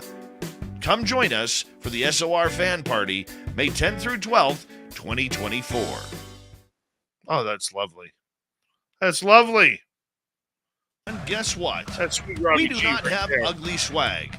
We have Spaced Out Radio gear that you're going to want to wear. Why? Because no one wants to wear ugly clothing. So head on over to spacedoutradio.com and go shopping today. You'll be glad you did. And it's a great way to support our show. Once you get your gear, send us a picture of you rocking out in your SOR swag. spacedoutradio.com. Shop there today and make yourself look good. That's the sweets right there, man. That's the sweets right there. Coming through large and in charge. And on that note, I'm going to say a big... Oh, what's that? What was that? I missed that. Hold on. Hey, Sweet, do that again. What did you say? No. Can you hear me? Yeah. Okay. Hey. No, I just wanted to make sure you had the commercial, man. My camera isn't working right now, so I just want to drop in, make sure everybody saw the commercial, and make sure they show up for the fan party in Reno, man. That's it. Send them a love. Right on, buddy. Appreciate that. That's Sweet Robbie G, everybody. Sweet Robbie F and G right there. And on that note, thank you to T-Bone with a hat trick. Aloha Dave, Peter Benton, and Dutch Hank for the super chats tonight. Tomorrow night on the show, we're talking paranormal stories, cryptid monsters, Becky Vickers on the Ghosts of Texas. Tomorrow night, we're going to have a lot of fun. Come join us in Reno. We got 3.5 months. Want to see you there. Actually, literally 3 months today. 3 months today. We're all flying in. So book your flights today. Yes, Susie B. We'll see you there. Good night, everybody. Have a great one.